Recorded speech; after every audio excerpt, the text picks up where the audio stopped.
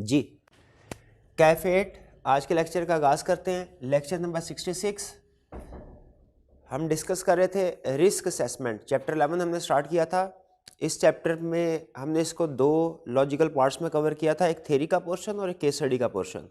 और चूंकि ज़्यादातर इस चैप्टर में से वो case study based question test करता है, इसीलिए हमने केस स्टडी को पहले कवर किया।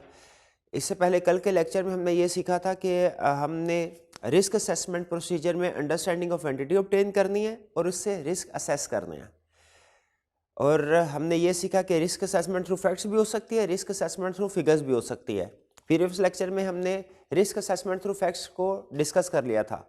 आज के लेक्चर में हम क्या करने जा रहे हैं, हम risk assessment through figures discuss करने जा रहे हैं कि अगर हमें नंबर्स दिए हों तो नंबर से हम कैसे रिस्क को असेस कर सकते हैं। इसमें भी रिस्क असेसमेंट थ्रू फिगर्स भी पार्टली हमने डिस्कस कर लिया था रेशियोज के ज़रिए से, जब इनकम स्टेटमेंट और बैलेंस शीट गिवन हो तो उस तरीके से रिस्क असेसमेंट कैसे करनी है। आज हम स्टडी करेंगे रेशियोज के ज़रिए से कैसे रिस्क असेसमेंट कर सकते हैं। फिर इसके बाद प्रैक्टिस के लिए हम वॉल्यूम 1 में अपेंडिक्स 2 में जो केस स्टडी है 2 एंड 4, कल आपको 4 केस स्टडी होम असाइनमेंट के तौर पे दी थी 1, 2, 3, 4, उनमें से मैंने सेलेक्ट किया 2 केस स्टडीज़ 2 और 4। इसको हम डिस्कस करेंगे आज की क्लास में और उम्मीद है कि 1 और 3 में भी आपको कोई प्रॉब्लम नहीं आएगी। अगर कोई प्रॉब्लम आए तो आप फिजिकल क्लास में आके डिस्कस कर सकते हैं। रेफरेंसेस मौजूद हैं और आज की होम असाइनमेंट भी नोट कर लीजिए। आज का लेक्चर के बाद आपने वॉल्यूम 2 में से क्वेश्चन नंबर 5, 11, 13 और 17 चैप्टर 11 में से ये 4 क्वेश्चंस हैं, इनको आपने रिटन फॉर्म में अटेम्प्ट करना है। या अगर किसी वजह से आप रिटन फॉर्म में अटेम्प्ट नहीं कर सकते तो कम से कम 2 क्वेश्चन जो है, कम से कम 2 क्वेश्चन को रिटन फॉर्म में अटेम्प्ट करना है और 2 क्वेश्चन को आपने रीड करना है और नोट करना है। इसमें किसी रिस्क में आपको कोई प्रॉब्लम तो नहीं है, ठीक है। कम से कम आइडियली आपको चारों के चारों क्वेश्चन रिटन फॉर्म में करने चाहिए, लेकिन कम से कम 2 क्वेश्चन जरूर रिटन फॉर्म में करना है। तो अब हम स्टडी करते हैं रिस्क असेसमेंट की तरफ। आपको ये कल बताया था कि एग्जाम में जब रिस्क असेसमेंट का क्वेश्चन, जो कि वो अक्सर पूछ रहा है, क्वेश्चन टेस्ट करेगा तो उसके पास 2 ऑप्शंस होती हैं केस स्टडी जब बनाएगा, या तो रिस्क असेसमेंट थ्रू फैक्ट्स या रिस्क असेसमेंट थ्रू फिगर्स पूछेगा, या दोनों को कंबाइन कर लेगा। रिस्क असेसमेंट थ्रू फैक्ट्स का मतलब क्या है, डिस्क्रिप्टिव फॉर्म में, पैराग्राफ फॉर्म में उसने इंफॉर्मेशन दी और इसमें से हमने डिफरेंट सेंटेंस में से रिस्क को आइडेंटिफाई करते रहना है। और हमने कल एक क्वेश्चन को थोड़ा सा उसके 2-3 पैराग्राफ पढ़े और हमने ये सीखा कि पैराग्राफ में अगर फर्ज कीजिए 3 या 4 सेंटेंसेज हैं तो लाजमी नहीं हर सेंटेंस से रिस्क आइडेंटिफाई हो। किसी सेंटेंस में से रिस्क आइडेंटिफाई होगा, किसी सेंटेंस में से हो सकता है रिस्क आइडेंटिफाई ना हो।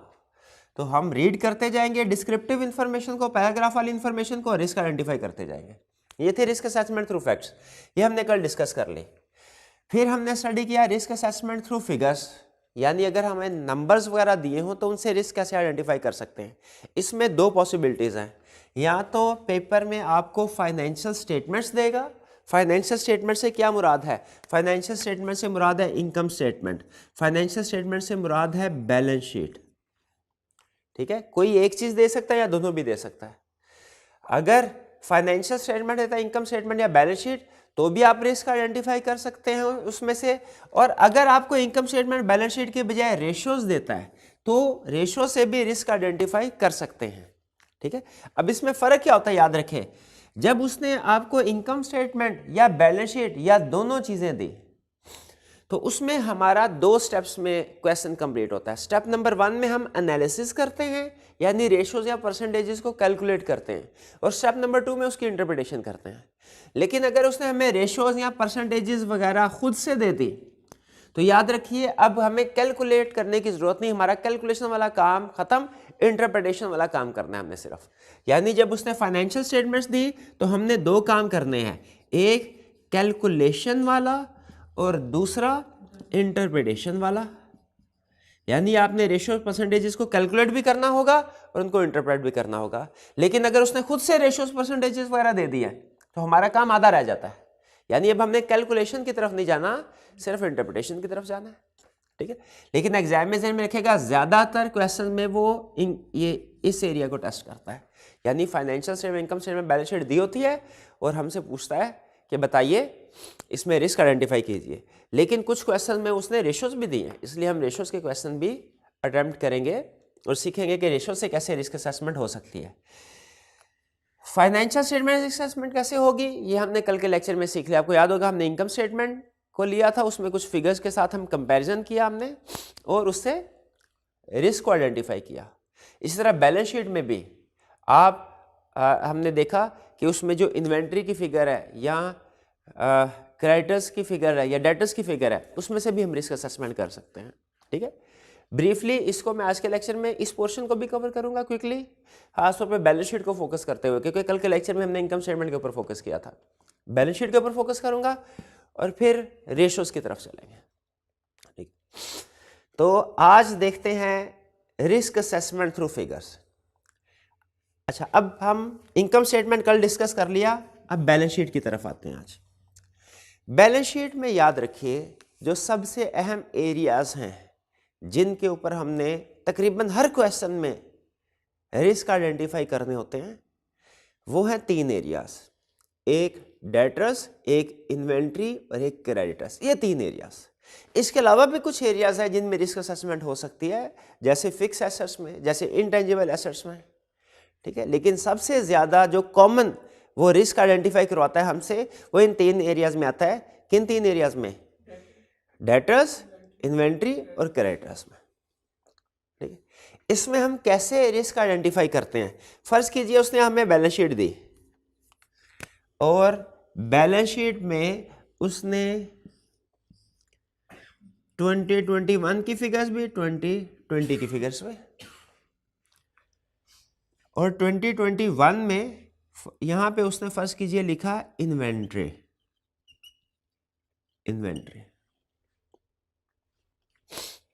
फिगर्स हैं जी, लास्ट ईयर में 100 मिलियन और इस साल में 120 मिलियन। क्या कोई रिस्क है? देखिए, पहले एनालाइज कीजिए, पिछले साल इन्वेंट्री कम थी, इस साल इन्वेंट्री ज्यादा है। ठीक है, तो आप बगैर कोई फर्दर कैलकुलेशन किए अगर चाहे तो ये कैलकुलेशन भी कर सकते हैं, पिछले साल की इन्वेंट्री 20% से ज्यादा है, या इन्वेंट्री टर्नओवर रेशो भी कैलकुलेट कर सकते हैं। अगर उसने इनकम स्टेटमेंट दी है, इन्वेंट्री टर्नओवर रेशो भी कैलकुलेट कर सकते हैं। इसको कंपैरिजन करके, आपको याद होगा हमने सब्सटेंटिव प्रोसीजर में एक स्टेप किया करते थे कि प्रीवियस ईयर के बैलेंस के साथ कंपेयर करें और अगर अनयूजुअल फ्लक्चुएशन है वो इन्वेस्टिगेट करें। तो आप इन्वेंट्री को पिछले साल के साथ कंपेयर करके भी कह सकते हैं, कैलकुलेशन करके 20% इंक्रीज है, या अगर ऊपर सेल्स दी हुई है तो डेट इन्वेंट्री टर्नओवर रेशो भी कैलकुलेट कर सकते हैं। वो कैलकुलेट कैसे करते हैं वो मैं भी आपको थोड़ी देर में एक्सप्लेन करूंगा। लेकिन ये दोनों काम करना यानी कैलकुलेशन करना ऑप्शनल है आपके लिए, चाहे टाइम है तो कैलकुलेशन करें, चाहे तो ना करें। अब आप देखिए, कैलकुलेशन किए बगैर भी क्या आपको नहीं पता चल रहा, डायरेक्ट भी अगर आप कंपैरिजन कर लें, क्या आपको नहीं पता चल रहा इस साल अनयूजुअल इंक्रीज है इन्वेंट्री में? बिल्कुल है। ठीक है, तो आप रिस्क में बता सकते हैं कि रिस्क क्या, अच्छा अनयूजुअल इंक्रीज है और इसमें इंक्रीज किस वजह से है? भाई इन्वेंट्री बिक नहीं रही और किस वजह से इंक्रीज होगा? ये इंक्रीज किस वजह से आएगा? इसकी रीजन क्या होगी? एक ही रीजन है, कॉमन सेंस, क्या इन्वेंट्री बिक नहीं रही, इसी वजह से इंक्रीज हो रही है। तो मतलब हमारा वैल्यूएशन ऑफ इन्वेंट्री के ऑब्सोलीट होने का खतरा है। बिक नहीं रही इसका मतलब क्या? उसकी एनआर भी कम हो जाएगी, अब हमें सस्ती करके बेचनी पड़ेगी। तो समटाइम ऐसा होता है कि कुछ जैसे सीजन बेस्ड इन्वेंट्रीज होती हैं, फैशन इंडस्ट्री है, उसमें आपको पता है कि सीजन चेंज हो, फैशन चेंज हो, क्लॉथ्स वगैरह है, शूज वगैरह है, तो वो उनकी डिमांड कम हो जाती है, इस वजह से इन्वेंट्री पाइलअप हो जाती है समटाइम्स। तो यहाँ पे हमें नजर आ रहा है कि इन्वेंट्री में इंक्रीज हुआ है, तो हमारा रिस्क होगा वैल्यूएशन ऑफ इन्वेंट्री, ये हेडिंग दे देंगे और नीचे एक्सप्लेनेशन में लिखेंगे कि चूंकि इन्वेंट्री इंक्रीज हो रही है, इंडिकेट कर रही है कि इन्वेंट्री की डिमांड रिड्यूस हो रही है और कंपनी अपनी रेगुलर प्राइस पे इस इन्वेंट्री को नहीं सेल कर पा रही। इसीलिए हमारा इन्वेंट्री में जब अनयूजुअल इंक्रीज आया तो क्या रिस्क हुआ? क्या रिस्क हुआ? Valuation of inventory, valuation of inventory. इसी तरह एग्जैक्टली इसी तरह सेम इंटरप्रिटेशन के साथ अगर नेक्स्ट आइटम वो हमें देता है डेटर्स की, फर्ज कीजिए नेक्स्ट आइटम हमें देता है वो डेटर्स, और डेटर्स में भी इसी तरह वो कहता है कि लास्ट ईयर में फर्ज कीजिए 150 मिलियन के डेटर्स थे और अब डेटर्स आपके 185 मिलियन के हो गए। क्या इसमें कोई रिस्क है? बिल्कुल रिस्क है। क्या रिस्क है कि आपके इंक्रीज इन डेटर्स इंक्रीज हो रहे हैं, और इस इंक्रीज होने का मतलब क्या है कि आप डेटर से कलेक्शन नहीं कर पा रहे, डायरेक्टर से रिकवरी टाइमली बेसिस पर नहीं हो पा रही, और जब डेटर से रिकवरी टाइमली बेसिस पर नहीं हो पा रही, इसकी वजह से रिस्क क्या राइज होगा कि वैल्यूएशन ऑफ डेटर्स पे प्रोविजन रिकॉर्ड करनी पड़ेगी आपको। तो यहां पे डेटर्स में क्या आपको इंक्रीज नजर आ रहा है? और इंक्रीज क्या इंडिकेट कर रहा है? इंक्रीज इन डेटर्स क्या इंडिकेट कर रहा है कि डेटर से हमें फुल रिकवरी, टाइमली बेसिस पे रिकवरी नहीं हो पा रही। अच्छा बताइए क्या रिस्क आएगा फिर? हेडिंग क्या बनाएंगे? आपको सिखाया था हेडिंग में, रिस्क असेसमेंट की हेडिंग में एरिया का जिक्र भी करना है, और अगर हो सके तो एक्सर्शन का जिक्र भी करना है। तो यहां पे बताइए इस रिस्क, क्या डेटर्स की इस फिगर से आपको कोई रिस्क आइडेंटिफाई हो रहा है? क्या रिस्क आइडेंटिफाई? हेडिंग बनाइए जरा, क्या रिस्क है? इंक्रीज इन डेटर, ये तो उसका रीजनिंग होगी ना, एक्सप्लेनेशन हो गई। रिस्क की हेडिंग में मैंने आपको बताया था एरिया तो लाजमी आना चाहिए ना, किस एरिया में रिस्क है, और फिर उसके साथ हो सके तो असर्शंस भी। ठीक है, तो यहां पे वैल्यूएशन ऑफ डेटर्स, रिस्क क्या होगा आपका? Valuation of debtor. उसमें आप जस्टिफिकेशन में फिर लिखेंगे एक्सप्लेनेशन में कि increase in debtors indicates poor collection from debtors and these debtors may require provision, वो एक्सप्लेनेशन में हम लिख देंगे। लेकिन मेन हमारा रिस्क आइडेंटिफाई हुआ डेटर्स। अच्छा मुझे ये बताइए इस रिस्क पे पहुंचने के लिए कि डेटर्स में एनुअल इंक्रीज हो रहा है, डेटर्स में एनुअल इंक्रीज हो रहा है, ये अंदाजा लगाने के लिए क्या आपको सिर्फ ये दोनों फिगर्स सामने है इनका एनालिसिस कर लिया तो ये अंदाजा लगा सकते हैं कि आपको इनकी परसेंटेज कैलकुलेट भी करके बतानी चाहिए कि 185 डिवाइडेड 150 कितने परसेंट इंक्रीज हुआ है, या कि अगर सेल्स की फिगर दी हुई है ऊपर तो डेटर टर्नओवर रेशो भी कैलकुलेट करनी चाहिए। बताइए, देखिए रिस्क को आइडेंटिफाई करने के लिए ये दोनों काम जरूरी नहीं है, ना परसेंटेज कैलकुलेट करना जरूरी। कैलकुलेटर है आपके पास? जरा कैलकुलेट करके मुझे बताइए कितने परसेंट इंक्रीज हुआ, कितने परसेंट इंक्रीज हुआ। ठीक है, 35 डिवाइडेड बाय 150, ठीक है, जितने परसेंट में इंक्रीज आता है आप परसेंटेज भी कैलकुलेट कर सकते हैं, लेकिन उसका फायदा कोई नहीं। क्यों? रिस्क तो आपका फिर वही आएगा, इंक्रीज इन डेटर्स की वजह से रिस्क आ रहा है। इसी तरह अगर आप डेटर टर्नओवर रेशियोज कैलकुलेट कर लेते हैं स्टिल रिस्क आपका सेम आएगा, यानी सेम कंक्लूजन पे पहुंचेंगे। इसीलिए परसेंटेज या डेटर टर्नओवर रेशियो कैलकुलेट करना लाजमी नहीं है। क्यों लाजमी नहीं है? क्योंकि आपको सिर्फ उनकी फिगर्स को देख के ही अंदाजा लग रहा है कि डेटर्स पिछले साल की निस्बत ज्यादा है, लेकिन अगर करना चाहें कर सकते हैं। हमने अपने अक्सर सोल्यूशन बनाते हुए कैलकुलेशन कर दिया ताकि अगर कोई स्टूडेंट उसको कैलकुलेशन करे तो उसे पता चल जाए कि आंसर क्या आ रहा है। कैलकुलेशन कर दी, लेकिन याद रखें कैलकुलेशन के बगैर भी आप रिस्क आइडेंटिफाई कर सकते हैं। क्या इस नतीजे पर पहुंचने के लिए कि डेटर्स इंक्रीज हो रहे हैं पिछले साल की निस्बत, एनुअल इंक्रीज है, क्या डेटर टर्नओवर रेशियो कैलकुलेट करना जरूरी है? नहीं। क्या percentage in debtor increase calculate करना जरूरी है? नहीं जरूरी है। लेकिन अगर आप टर्नओवर रेशियो कैलकुलेट करना चाहते हैं कर लें, लेकिन आप सिमिलर कंक्लूजन पे पहुंचेंगे जो कि आप डायरेक्ट कंक्लूजन भी कर सकते हैं। इसीलिए एग्जाम में याद रखें, अपना टाइम बचाने की कोशिश करें, कैलकुलेशन में ना घुसें। ये काउंटिंग का पेपर नहीं, ये ऑडिट का पेपर है, इसमें कैलकुलेशन की तरफ घुसेंगे आपका टाइम ज़ाया होगा। उसके बजाय रिस्क को एनालाइज कीजिए, आइडेंटिफाई कीजिए, एनालाइज कीजिए, उसके प्रोसीजर लिखे जिसके मार्क्स हैं। कैलकुलेशन आपका टाइम ज्यादा खाएगी और इसके मार्क्स भी नहीं होंगे। नेक्स्ट आगे चलते हैं, क्रेडिटर्स। अब आप अक्सर क्वेश्चन में नोट करेंगे इन्वेंट्री और डेटर्स, इनमें तो फिगर्स इंक्रीज हो रही होंगी। अगर फर्ज कीजिए इंक्रीज नहीं हो रही तो आप इसमें रिस्क आइडेंटिफाई करने की जरूरत नहीं है। अक्सर इन्वेंट्री और डेटर्स में फिगर्स इंक्रीज हो रही होगी, लेकिन क्रेडिटर्स में डिक्रीज हो रही होगी। जैसे लास्ट ईयर में क्रेडिटर्स हैं वो कह देगा 80 मिलियन, और इस साल के क्रेडिटर्स कितने हैं? 55 मिलियन। अब बताइए क्रेडिटर्स में क्या रिस्क है? कि कम में पिछले साल की, इसका मतलब है रिस्क का कुछ क्रेडिटर्स इन्होंने रिकॉर्ड नहीं किए होंगे। इसको हम हेडिंग्स क्या बनाएंगे इसकी? जिस हेडिंग में एरिया तो लाजमी है, हो सके तो दर्शन भी है, कंप्लीटनेस ऑफ कैरेक्टर, शाबाश। तो ये कंप्लीटनेस ऑफ कैरेक्टर, उसमें एक्सप्लेनेशन में लिखेंगे कि annual decrease in character indicates there may be some unrecorded characters, और फिर कंप्लीटनेस ऑफ कैरेक्टर के प्रोसीजर लिखेंगे। ये कंप्लीटनेस ऑफ कैरेक्टर के प्रोसीजर कहां से उठाएंगे? सब्सटेंटिव प्रोसीजर के एरिया में। आपको याद होगा कैरेक्टर्स के जो सब्सटेंटिव प्रोसीजर हमने पढ़े में उसमें कंप्लीटनेस के स्पेसिफिकली अलग से प्रोसीजर पढ़े थे। ये है कैरेक्टर्स के, ठीक है। तो मैंने आपको क्या सिखाया, क्या ये इन्वेंट्री डेटर्स और क्रेडिटर्स में रिस्क असेसमेंट के लिए पर ratios, debtor turnover ratio, inventory turnover ratio, creditor turnover ratio calculate करना लाजमी है? नहीं, ऑप्शनल है। करना चाहें कर सकते हैं, अगर टाइम है आपके पास कर लें कैलकुलेशन, वरना याद रखें हम ऑडिटर है, ऑडिट के पेपर में हमने ऑडिटर बन के इसको अटेम्प्ट करना है, अकाउंटेंट नहीं बनना हमने। जब आप कैलकुलेशन कर रहे होंगे तो आप काउंटिंग का काम कर रहे होंगे। ऑडिट के पेपर में उस कैलकुलेशन के टर्नओवर रेशो इतने ज्यादा मार्क्स नहीं होंगे, बल्कि शायद मार्क्स हो ही ना। सिर्फ आपने रिस्क को आइडेंटिफाई करना है, एक्सप्लेन करना है और उसके प्रोसीजर लिखने हैं। ये क्लियर हो गया?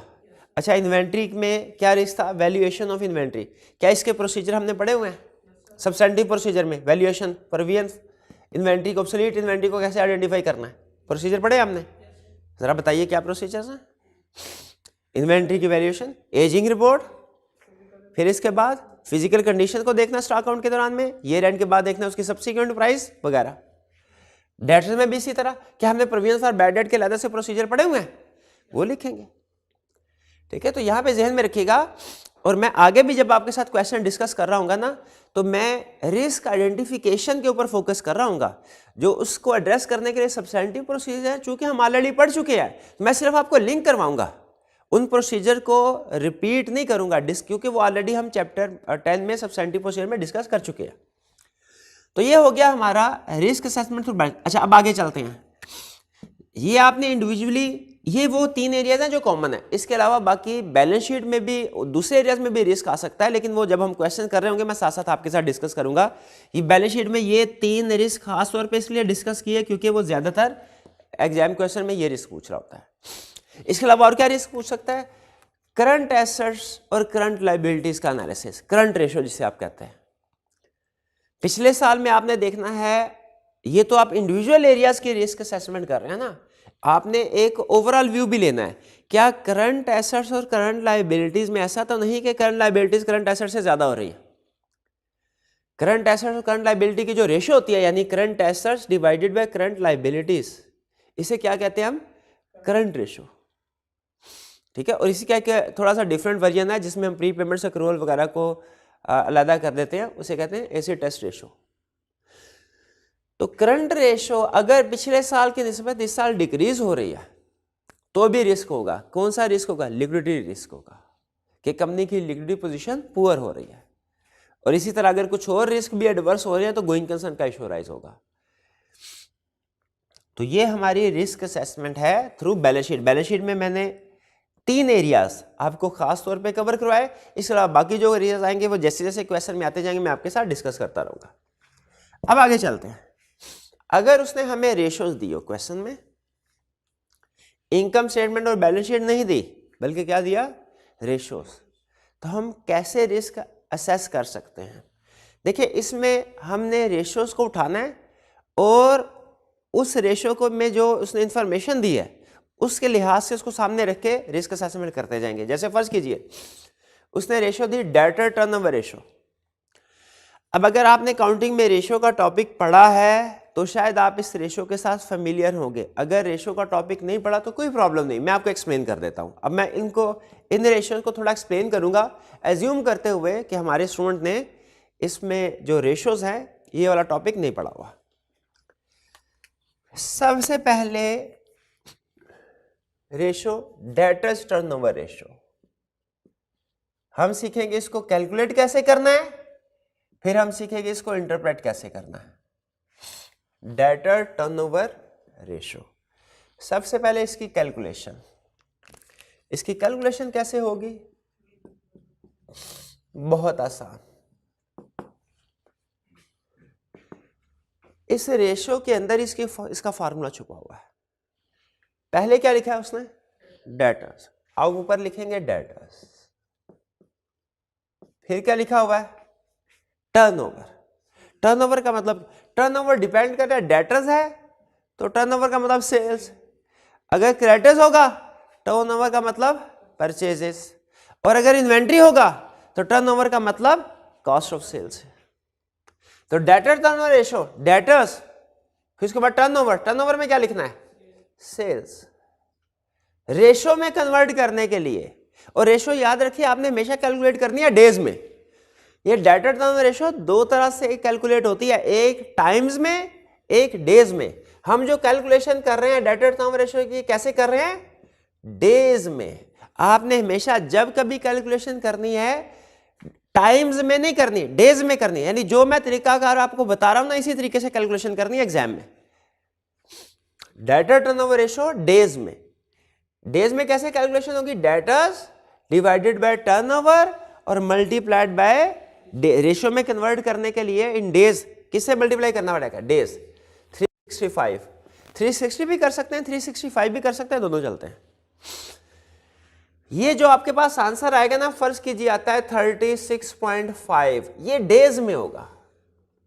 36.5 डेज का मतलब क्या है, इसकी इंटरप्रिटेशन समझे कि आपके जो डेटर्स हैं आपको 36.5 डेज में पैसे वापस करते हैं। आपके डेटर्स कब पैसे वापस करते हैं, 36.5 डेज में। और ये रेशो हमेशा डेज में कैलकुलेट, अगर उसने आपको इनकम स्टेटमेंट बैलेंस शीट वगैरह दी है, आप ये फार्मूला लगा के रेशो कैलकुलेट कर लेंगे। सम टाइम क्या करता है, क्वेश्चन को कॉम्प्लेक्स करता है। कॉम्प्लेक्स करने के लिए क्या करेगा, वो आपको फार्मूला देने की बजाय, ये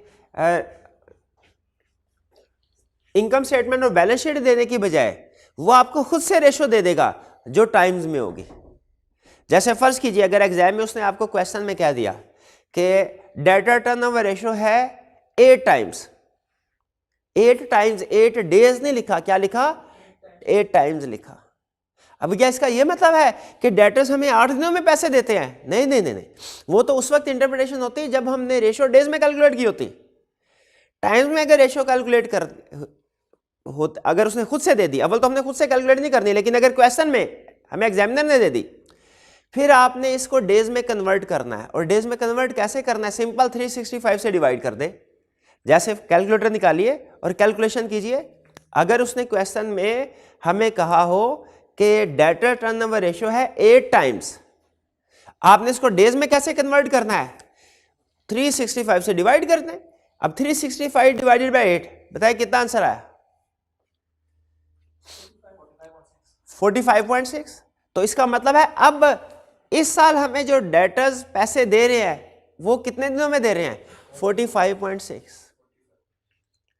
तो इस तरह अगर तो उसने इनकम स्टेटमेंट बैलेंस शीट दी हुई है तो सबसे पहली चीज जो आपने जहन में रखनी है वो ये कि डायरेक्ट कंपैरिजन करके इस नतीजे पे पहुंच जाए कि पिछले साल के निस्बत इस साल डेटर्स इंक्रीज कर रहे हैं कि डिक्रीज कर रहे हैं, इन्वेंट्री इंक्रीज कर रही है कि डिक्रीज कर रहे हैं, क्रेडिट इंक्रीज कर रहे हैं कि डिक्रीज कर रहे हैं। ठीक है। और अगर उसने खुद से रेशोज दे दिए, खुद से रेशोज दे दिए, तो हमने ये देखना है कि जो उसने रेशो दिया है वो डेज में है कि टाइम्स में। अगर डेज में है तो डायरेक्ट इंटरप्रिटेशन स्टार्ट हो जाएगी, अगर टाइम में है रेशो तो आपने इसको डेज में कन्वर्ट करना होगा।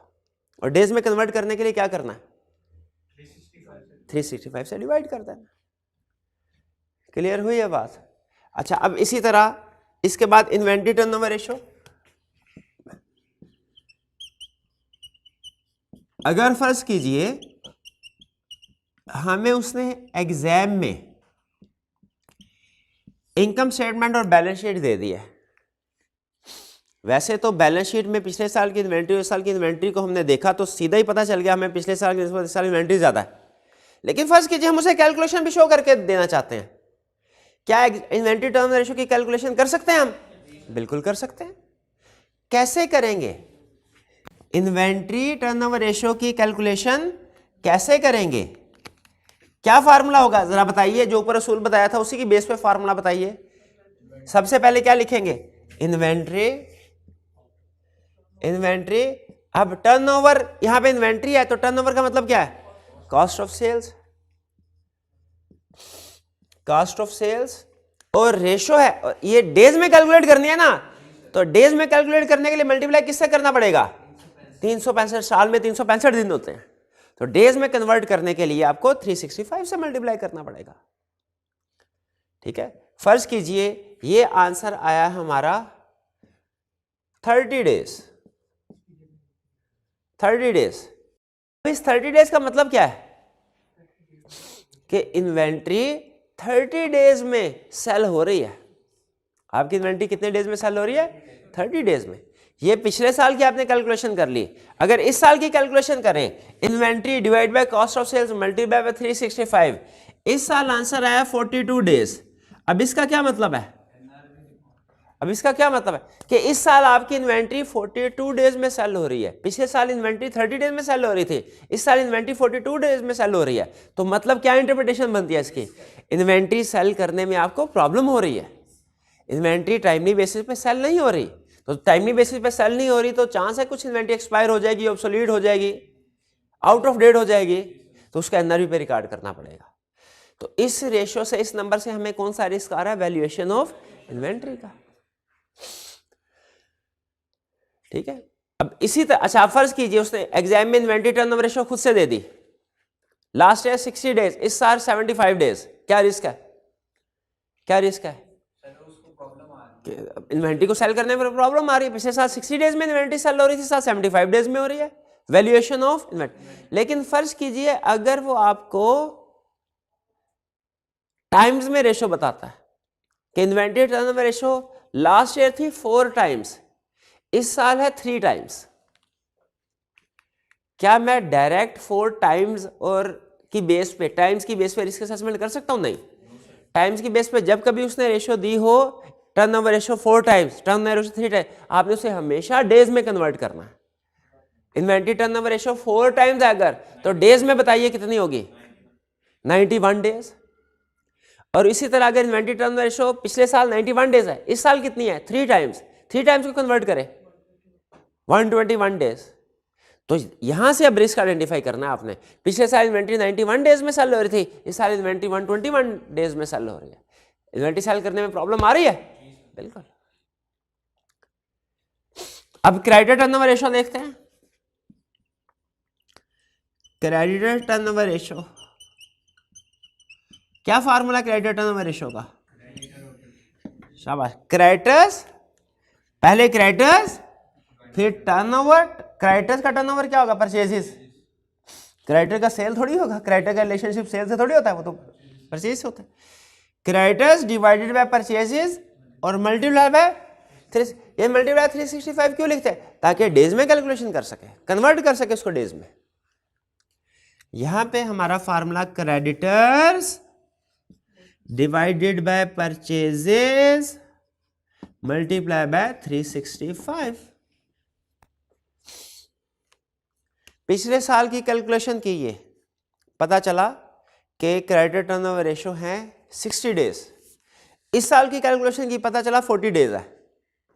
स्टूडेंट कहने लगा सर ये तो अच्छी बात है। मैंने कहा अच्छी बात कैसे? सर पिछले साल हम क्रेडिटर को 60 डेज में पेमेंट कर रहे थे, इस साल क्रेडिटर्स को 40 डेज में पेमेंट कर रहे हैं। पिछले साल क्रेडिटर को 60 डेज में सेटल करते थे, इस साल क्रेडिटर्स को 40 डेज में सेटल कर, तो ये तो अच्छी बात है। इसका मतलब कंपनी एफिशिएंट हो गई। क्या इसका ये मतलब है? नहीं, इसका ये मतलब, अब मुझे खुद बताइए, पिछले साल अगर क्रेडिटर्स 100 मिलियन के हैं बैलेंस शीट में, इस साल क्रेडिटर्स 60 मिलियन के हैं, तो क्या आप ये सोचेंगे ये तो अच्छी बात है, इस साल क्रेडिटर्स कम है, इसका मतलब है कंपनी ने 40 मिलियन क्रेडिटर्स को पेमेंट कर दी, कंपनी तो बहुत एफिशिएंट है? क्या ऐसे सोचेंगे? एज ऑडिटर हमने ऐसा नहीं सोचना, बल्कि एज ऑडिटर कैसे सोचना है? पिछले साल 100 मिलियन थे, इस साल 60 मिलियन, इतने कम क्यों? लगता है कुछ क्रेडिटर्स रिकॉर्ड नहीं किए। कंप्लीटनेस ऑफ क्रेडिटर का रिस्क है। ठीक है, तो ये कुछ समझ आई आपको कैसे कैलकुलेशन करनी है और इंटरप्रिटेशन कैसे करनी है। फिर इसी तरह अगर क्वेश्चन में उसने ग्रॉस प्रॉफिट रेशियो दिया है, तो ग्रॉस प्रॉफिट रेशियो से कैलकुलेशन रिस्क आइडेंटिफाई कर सकते हैं। कल के लेक्चर में हमने सीखा था कि GP ratio over the year क्या होती है, कम होती है, ज्यादा होती है कि कांस्टेंट रहती है? GP ratio over the year constant रहती है। क्यों? क्योंकि अगर सेल्स बढ़ेगी कॉस्ट ऑफ सेल्स भी बढ़ेगी उस हिसाब से, और अगर सेल्स कम होगी कॉस्ट ऑफ सेल्स भी कम होगी। ठीक है, GP ratio over the year constant रहती है। पिछले साल 10 मिलियन की सेल की, जीपी रेशो 10% थी, इस साल 20 मिलियन की सेल की, जीपी रेशो कितनी होगी? 10% ही रहेगी, 20% नहीं होगी, 10% ही रहेगी। क्यों? क्योंकि जहां पे सेल्स डबल हुई वहां पे कॉस्ट ऑफ सेल्स भी तो डबल होगी, और रेशो कैलकुलेट करके देख लें, सेम रहेगी 10%। तो GP ratio over the year constant होती है। और अगर जीपी रेशो कम है या ज्यादा है तो उसमें से रिस्क कैसे आइडेंटिफाई करना है, ये क्लियर हो गया। जीपी रेशो से किन किन एरिया में रिस्क आइडेंटिफाई करना है हमने? सेल्स में करेंगे, कॉस्ट ऑफ सेल्स में नहीं, क्योंकि cost of sales in itself एक एरिया नहीं है। सेल्स में रिस्क असेस करेंगे और कॉस्ट ऑफ सेल्स का ब्रेकडाउन, ब्रेकअप, उसके अंदर परचेजेस में रिस्क आइडेंटिफाई करेंगे, उसमें क्लोजिंग स्टॉक में रिस्क डिस्कस करेंगे, और ओपनिंग स्टॉक हमारे काम का नहीं, वो तो पिछले साल की फिगर वेरीफाइड है, उसमें रिस्क आइडेंटिफाई नहीं करते। करंट रेशो, पिछले साल की निस्बत इस साल करंट रेशो अगर ज्यादा हो रही है, पिछले साल की करंट रेशो होती है टाइम में, करंट रेशो का फार्मूला पता है आपको? Current assets divided by current liabilities, शाबाश, current asset divide by current liabilities. पिछले साल रेशो थी 2.3, इस साल हो गई 4.6,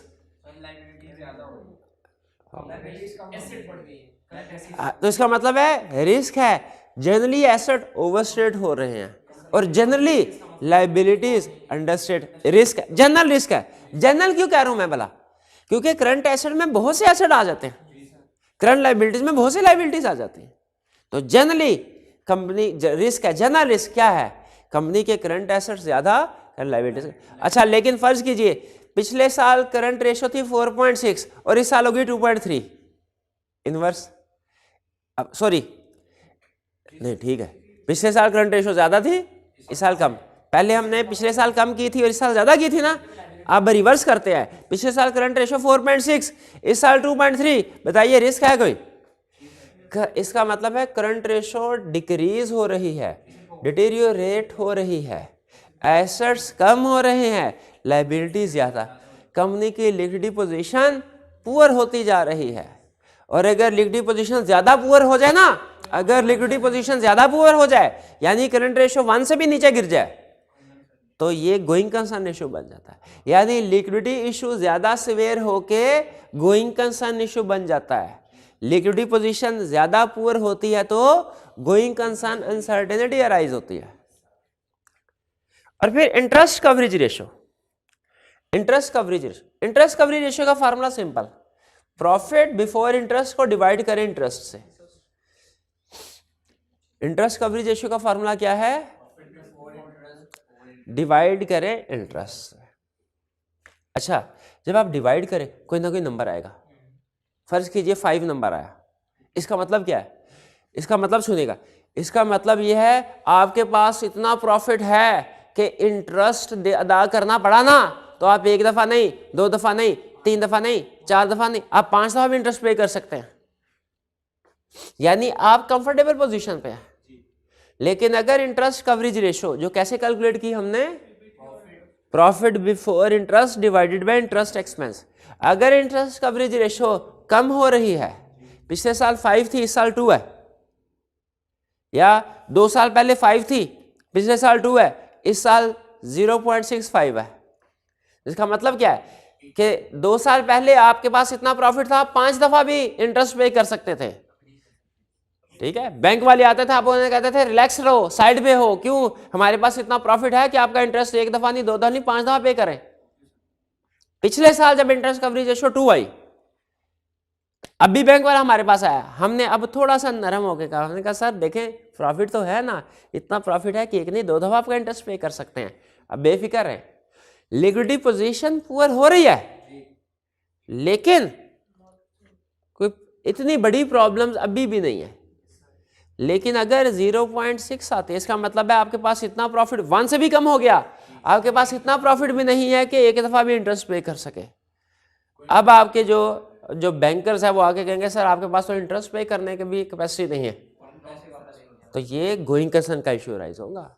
ये इंटरेस्ट कवरेज रेशियो समझ आ गया कि आपका प्रॉफिट जो है कितनी दफा इंटरेस्ट को कवर कर सकता है, आपका प्रॉफिट कितनी दफा इंटरेस्ट को कवर कर सकता है। तो ये है हमारी रेशोज और इनसे हमने कैसे इंटरप्रिटेशन करने हैं। भाई कुछ समझ आए? अभी तक हमने क्या सीखा? अभी तक हमने ये सीखा कि रिस्क कैसे आइडेंटिफाई करना है। अब मुझे ये बताइए, ओके करते जाए, अगर उसने डिस्क्रिप्टिव फॉर्म में आपको इन्फॉर्मेशन दी है, क्या आप उसमें से रिस्क को आइडेंटिफाई कर सकते हैं? ओके, ये तो हो गया रिस्क असेसमेंट थ्रू फैक्ट्स। अब है रिस्क असेसमेंट थ्रू फिगर्स। अगर उसने आपको इनकम स्टेटमेंट या बैलेंस शीट या दोनों चीजें दी हो, उसमें से रिस्क आइडेंटिफाई कर सकते हैं? यस। और अगर फर्ज कीजिए उसने आपका काम आसान कर दिया हो, क्या इनकम स्टेटमेंट बैलेंस शीट के बजाय डायरेक्ट खुद से रेशोज दे दी, परसेंटेज दे दी, अब रिस्क आइडेंटिफाई कर सकते हैं? शाबाश। लेकिन हम नहीं कर सकते। हम नहीं कर सकते। क्यों नहीं कर सकते? अभी हमने जुबानी कलामी चीजें पढ़ी हैं, अभी हमने एग्जाम्पल तो कोई की नहीं, कहीं explain with the help of an example. तो केस स्टडी की एग्जाम्पल के साथ डिस्कस करते हैं। जब अभी हमने जो कुछ भी जितना भी कंसेप्ट कल के लेक्चर में सीखा है और जितना भी आज के लेक्चर में अभी तक सीखा है, अब हम आगे 2 क्वेश्चन मैंने सेलेक्ट किए हैं, उन 2 क्वेश्चंस को हम प्रैक्टिस करेंगे और वो सारे कंसेप्ट्स की रिवीजन हो रही होगी और आपको अंदाजा होगा एग्जाम में क्वेश्चन कैसे आता है और आपने उसको अटेम्प्ट कैसे करना है। अभी वैल्यूएट कर लेते हैं हमने जो कुछ सीखा, उसके बाद हम इस काबिल हुए हैं कि नहीं एग्जाम क्वेश्चन अटेम्प्ट कर सके। ठीक है, तो अभी हम 2 क्वेश्चन डिस्कस करेंगे। आप अभी थोड़ी देर के लिए रुक के लर्निंग ऑब्जेक्टिव 4 अगर अभी तक आपने किसी वजह से कंप्लीट नहीं पढ़ा हुआ तो उसको पढ़ लीजिए। इसके बाद हम थोड़ी देर का पॉज लेते हैं, 1 मिनट का, उसके बाद फिर हम क्वेश्चन की तरफ चलेंगे। जी पॉज कीजिए। जी अब हम चलते हैं कुछ क्वेश्चंस की प्रैक्टिस करते हैं। ये दोनों क्वेश्चन जो हम डिस्कस करने जा रहे हैं आपकी होम असाइनमेंट में से लिए गए हैं। पहला क्वेश्चन केस स्टडी। अच्छा मुझे ये बताइए, क्या आपको इसको पढ़ के पता चल रहा है कि ये केस स्टडी बेस्ड क्वेश्चन है? जी सर। जाहिर है, इतना बड़ा क्वेश्चन रिप्रोडक्शन का तो हो नहीं सकता। केस तो सबसे पहले क्या करना है हमने? सबसे पहले शाबाश रिक्वायरमेंट पढ़नी है। वैसे इसका स्ट्रक्चर देख के पता लग जाएगा इस तरह का क्वेश्चन। हाँ स्ट्रक्चर देख के भी, जब आप ज्यादा प्रैक्टिस करते हैं ना तो स्ट्रक्चर देख के भी आपको पता चल जाता है कि ये केस स्टडी है। देख के ही आपको रिक्वायरमेंट पढ़ने की भी जरूरत भी नहीं पड़ती, देख के पता चल जाता है ये केस स्टडी है। प्लस आपको ये भी पता चल जाता है कि किस चैप्टर में इस तरह की केस स्टडी आती है। तो नॉर्मली जो नंबर्स वाली केस स्टडी है ये रिस्क असेसमेंट में आया करती है। हाँ जी, तो जैसे ही अगर आपको ऑडिट के पेपर में इनकम स्टेटमेंट बैलेंस शीट दे तो आपने ये नहीं समझना कि काउंटिंग का क्वेश्चन आ गया, अब हमने इनकम स्टेटमेंट एडजस्ट करना है इनको। नहीं नहीं नहीं नहीं, बल्कि क्या समझना है, ये रिस्क असेसमेंट का क्वेश्चन है। शाबाश। सबसे पहले रिक्वायरमेंट जरा पढ़िए, फिर मैं आपसे कुछ क्वेश्चन पूछता हूँ इसके बारे में। Identify the prospective audit risk. Prospective mean expected, which the auditor should consider while planning the audit. Audit risk identify करना है। पहला क्वेश्चन मेरा, क्या सिर्फ रिस्क आइडेंटिफाई करना है कि सब्सटेंटिव प्रोसीजर भी बताने हैं? रिस्क आइडेंटिफाई करना और एक्सप्लेन करना। सिर्फ रिस्क आइडेंटिफाई करना है, सब्सटेंटिव प्रोसीजर नहीं बताने। क्यों नहीं बताने सब्सटेंटिव प्रोसीजर? पूछा नहीं हुआ, ठीक है। लेकिन अच्छा अगर उसने पूछा भी होता ना तो भी मैं आपको क्लास में प्रैक्टिस ना करवाता, एक एक सब्सटेंटिव प्रोसीजर लिंक करवा देता कि इस रिस्क के एड्रेस करने के लिए कौन से प्रोसीजर पढ़ने हैं। वो जो क्रेडिटर्स के एरिया में कंप्लीटनेस के प्रोसीजर्स हैं, वो जो इन्वेंट्री के एरिया में वैल्यूएशन के प्रोसीजर्स हैं, वो जो क्रेडिटर्स के एरिया, वो जो डेटर्स के एरिया में प्रोविजन फॉर बैड डेट के प्रोसीजर है, वो जो फिक्स एसेट्स के एरिया में रीवैल्यूएशन के प्रोसीजर्स हैं, वो जो इम्पेयरमेंट के प्रोसीजर्स हैं, ठीक है। वो सिर्फ लिंक करवा देता क्योंकि हमने पढ़े हुए हैं, वो रिपीट करने का फायदा तो नहीं, वो तो चैप्टर 10 दोबारा खुल जाएगा। तो मैं लिंक करवा दूं, ये ध्यान में रखिएगा यहां पे। लेकिन इस क्वेश्चन में तो हमने सब्सटेंटिव प्रोसीजर बताने। अच्छा जी भाई आप बताइए, वो कह रहे हैं आइडेंटिफाई द रिस्क। रिस्क को आइडेंटिफाई करना है, क्या एक्सप्लेन करना है? क्या सिर्फ आइडेंटिफाई करना है, हेडिंग लिख देनी है कि उसको एक्सप्लेन भी करना है? एक्सप्लेन करना है भाई, लिखा तो नहीं हुआ एक्सप्लेन करना है, अंडरस्टूड होता है। एक्सप्लेनेशन का पूछे या ना पूछे, हमने एक्सप्लेन करना होता है, ठीक है। हाँ सब्सटेंटिव प्रोसीजर जब तक खुद से ना पूछे तब तक हमने नहीं लिखना है, ये ध्यान में रखिएगा। अच्छा अगर बाजू का स्पेसिफिकली कह देता है कि रिस्क को एक्सप्लेन करें, उसके लिए वर्ड क्या यूज करता है? Identify and explain, identify and evaluate, ठीक है। रिस्क चले, इससे हम ये अंदाजा लगा लिया हमने कि रिस्क हमने आइडेंटिफाई करने हैं और एक्सप्लेन करना है। शाबाश। अब कह रहे हैं in the planning phase of the audit of dynamic limited for the year ending 30 June 2012 you have calculated the following ratios from the management accounts of the company for the 8 months ending 29 February 2012। 8 months ended यानी ये वाली जो figures हैं ये पूरे साल की है, 2010 की, 2011 की भी पूरे साल की है और 2012 की 8 महीने की। मेरा पहला क्वेश्चन, क्या इसको एक्स्ट्रापोलेट करना है 8 महीनों की फिगर को? एक्स्ट्रापोलेट करने का मतलब क्या है कि 8 महीने बढ़ाना है, 8 महीने की फिगर को 12 महीनों में कन्वर्ट करो। मैं आपसे पूछूं 8 महीनों में 8 मिलियन की सेल हुई, 12 महीनों में कितने की सेल एक्सपेक्टेड है? 12 मिलियन के। Simple calculation. जो एब्सोल्यूट अमाउंट्स होती है ना वो 8 महीनों की कम होंगी, 12 महीनों की ज्यादा होंगी। लेकिन आपको एक इंटरेस्टिंग चीज बताओ जिसके ऊपर ये क्वेश्चन खड़ा है, अमाउंट्स जो होंगी ना, अमाउंट्स रुपीज में, वो 8 महीनों की है तो 12 महीनों में कन्वर्ट करेंगे ज्यादा होंगी। जो रेशियो और परसेंटेजेस हैं वो 8 महीनों की भी वही होंगी, 12 महीनों की भी वही होंगी। 8 महीनों की सेल्स 8 मिलियन, 8 महीनों की सेल्स, एक मिनट है, अभी नहीं, 8 महीनों की sales 8 million, cost of sales 4 million, GP ratio कितनी हुई? 50%। 50%, 8 महीनों की 8 मिलियन सेल्स और cost of sales 4 million, GP ratio कितनी? 50%। ये नोट कीजिएगा। एक्स्ट्रापोलेट करें, 8 महीनों की सेल 8 मिलियन, 12 महीनों की कितनी होगी? 12 मिलियन। 8 महीनों की कॉस्ट ऑफ सेल्स 4 मिलियन, 12 महीनों की कितनी होगी? 6 मिलियन। कैलकुलेट करके देखें। और gross profit 6 million, GP ratio कितनी आई? 50% आई।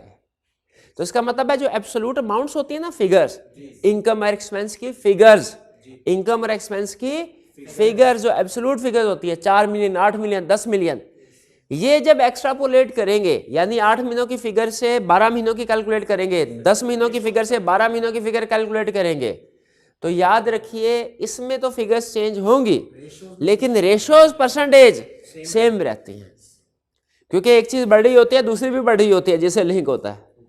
तो इसका मतलब ये हुआ 8 मंथ्स के होने या ना होने से कोई फर्क नहीं पड़ता, हमारी रेशियोज परसेंटेज सेम। कंपैरिजन कर क्या है, 8 महीने की फिगर को 12 महीनों की फिगर के साथ कंपेयर कर सकते हैं? अगर एब्सोल्यूट अमाउंट होती ना फिर नहीं कर सकते थे, फिर एक्स्ट्रापोलेट करना पड़ता, 8 को 12 में कन्वर्ट करना पड़ता। लेकिन ये चूंकि रेशियो परसेंटेज है इसको एज इट इज कंपैरिजन कर सकते हैं। अब करें स्टार्ट। पहले बताए 8 महीनों का मसला हल हो गया। क्या हमें इन फिगर्स को 8 से 12 महीनों में कन्वर्ट करने की जरूरत है? नहीं है। अब अटेंटिव हो जाइए, सबसे पहले एक एक करके करते जाएंगे। ग्रॉस प्रॉफिट परसेंटेज पिछले सालों में 40% थी, सेम इस साल 35% होगी, कम होगी। तो इसका मतलब है सेल्स कम होगी नहीं जी, सेल्स कम हो जाए तो कॉस्ट ऑफ सेल्स भी कम हो जाती है। अब बताया था GP ratio over the year constant होती है। हाँ, अब जीपी रेशियो अगर क्वेश्चन में उसने दिया है, रिस्क आपको बताया था ना कैसे असेस करना है, सेल्स का अलग, कॉस्ट ऑफ सेल्स का अलग, कॉस्ट ऑफ सेल्स का अलग, कॉस्ट ऑफ सेल्स का अलग, क्योंकि GP ratio over the year constant रहती है। अगर जीपी रेशियो डिक्रीज हो रही है इसका मतलब है सेल्स में या कॉस्ट ऑफ सेल्स में कोई गड़बड़ है। अब बताइए सेल्स में क्या गड़बड़ है? सेल्स में अंडरस्टेटमेंट का रिस्क है कि ओवरस्टेटमेंट का? अंडरस्टेटमेंट का, जिसको हम अपनी असर्शन की लैंग्वेज में क्या कैसे लिखेंगे? नहीं, असर्शन वाला कंसेप्ट नहीं, completeness of sales, completeness of sales, ठीक है, रिकॉर्ड नहीं की। और कॉस्ट ऑफ सेल्स में कौन सा रिस्क है? ओवरस्टेटमेंट का। और कॉस्ट ऑफ सेल्स में चूंकि एक 3 एरियाज का इकट्ठा है, इसमें ओपनिंग, परचेज और क्लोजिंग को डिस्कस करेंगे। ओपनिंग को साइड पे कर दिया, परचेजिंग में क्या रिस्क है? ओवरस्टेटमेंट का, जिसे असर्शन की लैंग्वेज में क्या कहते हैं? Occurrence of purchases. Overstatement of purchases लिखते हैं वो भी ठीक है, लेकिन अकरेंस ऑफ ज्यादा बेहतर है। और क्लोजिंग स्टॉक में कौन सा रिस्क है? इंक्रीज हो रहा है, क्लोजिंग स्टॉक इंक्रीज हो रहा है। क्लोजिंग स्टॉक इंक्रीज होगा तो कॉस्ट ऑफ सेल्स कम होगी ना? नहीं सर, क्लोजिंग स्टॉक। हाँ, बस गए ना, हंस गए ना। जीपी रेशियो कम है, इसका मतलब सेल्स में रिस्क अंडरस्टेटमेंट का, कॉस्ट ऑफ सेल्स में ओवरस्टेटमेंट का। सेल साइड पे कॉस्ट ऑफ सेल्स में 3 area, opening, purchases, closing. Opening पिछले साल का है उसको नहीं छेड़ना। कॉस्ट ऑफ सेल्स में मेन चीज ध्यान में रखिएगा, कॉस्ट ऑफ सेल्स में रिस्क क्या था? Understatement, overstatement. ओवर स्टेटमेंट का, तो परचेजिंग में रिस्क क्या होगा? ओवर ओवर स्टेटमेंट का यानी एकरेंस का। और क्लोजिंग स्टॉक में अंडरस्टैंड अंडर स्टेटमेंट का। क्लोजिंग स्टॉक में अंडर स्टेटमेंट का क्यों होगा? लेस होती है वो, ये पॉइंट था। क्लियर हो गया? तो हमने इस एक जीपी रेशियो से 3 रिस्क आइडेंटिफाई कर लिए, सेल्स में, परचेजिंग में, क्लोजिंग स्टॉक में। ठीक है। इन्वेंटरी टर्नओवर रेशियो बताइए डेज में है कि टाइम्स में है? कैसे पता चला डेज में? लिखा हुआ सर। कन्वर्ट कर देने की जरूरत है कि एज इट इज इंटरप्रिटेशन कर सकते हैं। इसका मतलब क्या है? पिछले 2 साल पहले 78 डेज में इन्वेंट्री सेल होती थी, अब 105 डेज में, पिछले साल 105 डेज में इन्वेंट्री सेल हुई, इस साल 120 डेज में इन्वेंट्री सेल हुई। ट्रेंड क्या बता रहा है आपको? कि इन्वेंट्री को सेल करने में आपको डिफिकल्टी अराइज हो रही है। रिस्क कौन सा बना? हेडिंग बताइए, पहले हेडिंग बताइए। Valuation of inventory. एक्सप्लेन कैसे करेंगे? इन्वेंट्री सेल करने में प्रॉब्लम हो रही है, ये आउट ऑफ डेट हो गई है, ऑब्सोलीट होने की इंडिकेशन है, इसको एनआरवी पे रिकॉर्ड करना पड़ेगा। और इसके प्रोसीजर कौन से बताएंगे? इन्वेंट्री की वैल्यूएशन के प्रोसीजर। अगर पूछता, बताने नहीं, अगर पूछता। करंट रेशो डिक्रीज हो रही है, हालांकि अभी भी 1 से ज्यादा ही है, तो हम ये सवेयर एक्शन तो नहीं लेंगे कि गोइंग कंसर्न का मसला है, लेकिन लिक्विडिटी पोजीशन बता देंगे पुअर हो रही है, पुअर हो रही है। हाँ जी, इतना बता देंगे। हाँ, अगर रेशो 1 से कम होती हम गोइंग कंसर्न को बताते, फिर ज्यादा सवेयर इशू होता। याद रखें, अगर करंट रेशो 1 से कम हो, 1 से कम, तो फिर गोइंग कंसर्न का इशू। अच्छा, 1 से ज्यादा हो, फिर भी एक केस में गोइंग कंसर्न का इशू आ सकता है, जब दूसरी रेशो भी डिस्टर्ब हो रही है, जब दूसरी रेशो भी पुअर होती जा रही है। जब मल्टीपल रेशो पुअर होती जा रही हो ना, तो फिर भी इशू सवेयर हो जाता है, फिर भी गोइंग कंसर्न के। अभी फिलहाल मैं इसको लिक्विडिटी की बात करूंगा कि कंपनी की लिक्विडिटी पोजीशन पुअर हो रही है।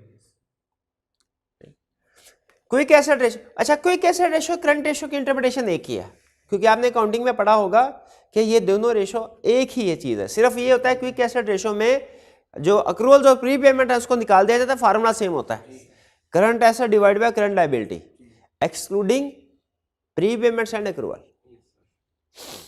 तो इन दोनों की असेसमेंट इकट्ठे।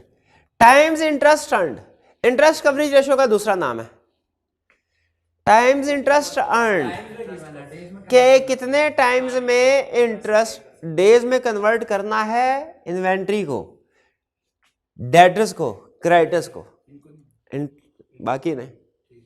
जीपी रेशो को हमने डेज में कन्वर्ट किया, कुछ नहीं करा। ठीक। टाइम इंटरेस्ट अर्न्ड, 2 साल पहले हमारे पास इतना प्रॉफिट था कि 2.1 टाइम्स इंटरेस्ट पे कर सकते थे, पिछले साल इतना प्रॉफिट था 1.67 टाइम्स इंटरेस्ट पे कर सकते थे, इस साल इतना भी प्रॉफिट नहीं है कि एक दफा भी इंटरेस्ट पे कर सके। चलिए तीनों फिर इकट्ठे डिस्कस करें। हाँ देखिए, डिस्कस अलग-अलग कर ले, करंट रेशो भी और टाइम्स इंटरेस्ट अर्न्ड भी, लेकिन इसकी इंटरप्रिटेशन देखें ना, आप इसमें भी कह सकते हैं कि ये लिक्विडिटी इश्यूज कंपनी की पुअर लिक्विडिटी पोजीशन को इंडिकेट कर रहा है। अभी इधर भी लिक्विडिटी को इशू डिस्कस करें, इधर भी लिक्विडिटी को करें, एंड पे आके ना एक इकट्ठा गोइंग कंसर्न की लाइन लिख के हेडिंग दे के तो बता, क्योंकि मल्टीपल रेशोज हमारी पुअर हो रही हैं, for example current ratio and times interest and therefore there is also risk of going concern, doubt create करेगी। यानी इंडिविजुअली हमने अलग-अलग डिस्कस कर दिया, एंड पे इकट्ठा कर दिया।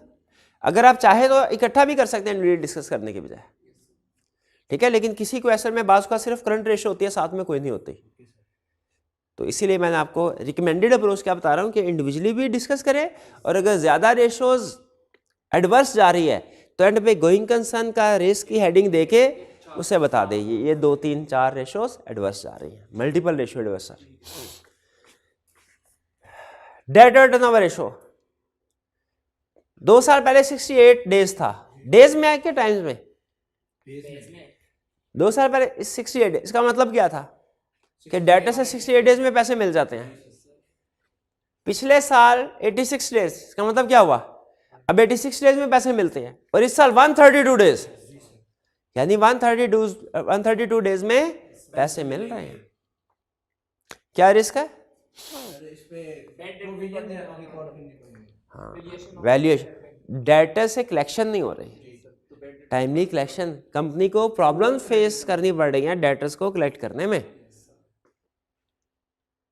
हेडिंग क्या आएगी? वैल्यूएशन ऑफ डेटर, और उसमें फिर हम ये बता देंगे क्योंकि कंपनी को प्रॉब्लम्स आ रही है डेटर्स के कलेक्ट करने में, therefore there are some debtors जिनसे फुल कलेक्शन एक्सपेक्टेड नहीं है, फुल रिकवरी एक्सपेक्टेड नहीं है, पुअर डेटर्स, ठीक है, उनकी प्रिवेंशन रिकॉर्ड करेंगे। और इसके सब्सटेंटिव प्रोसीजर अगर पूछता तो क्या बताते हैं?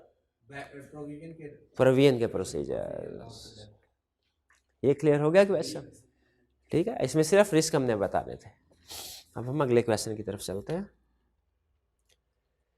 नेक्स्ट क्वेश्चन आपका रिस्क असेसमेंट, ये क्वेश्चन जो हमने किया ना रिस्क असेसमेंट थ्रू फिगर्स का था, रेशियोज के साथ। अब जो क्वेश्चन हम करने जा रहे हैं ये रिस्क असेसमेंट थ्रू फैक्ट का भी है, रिस्क असेसमेंट थ्रू फिगर्स का भी है, और फिगर में आप देखेंगे उसने इनकम स्टेटमेंट और बैलेंस शीट दोनों की फिगर्स दी हैं। इसका मतलब है ये दो क्वेश्चन आपके एक तरह से कॉम्प्रिहेंसिव क्वेश्चन है, इसीलिए सेलेक्ट किए थे ताकि आपकी इन दो क्वेश्चन से अच्छा जो आपने जो कुछ पढ़ा हुआ है उसकी प्रैक्टिस हो जाए, यानी आपको केस स्टडी सॉल्व करना आ जाए, पता चल जाए कैसे केस स्टडी सॉल्व कर, वो हमें देगा एग्जाम में कैसे अटेम्प्ट करनी है।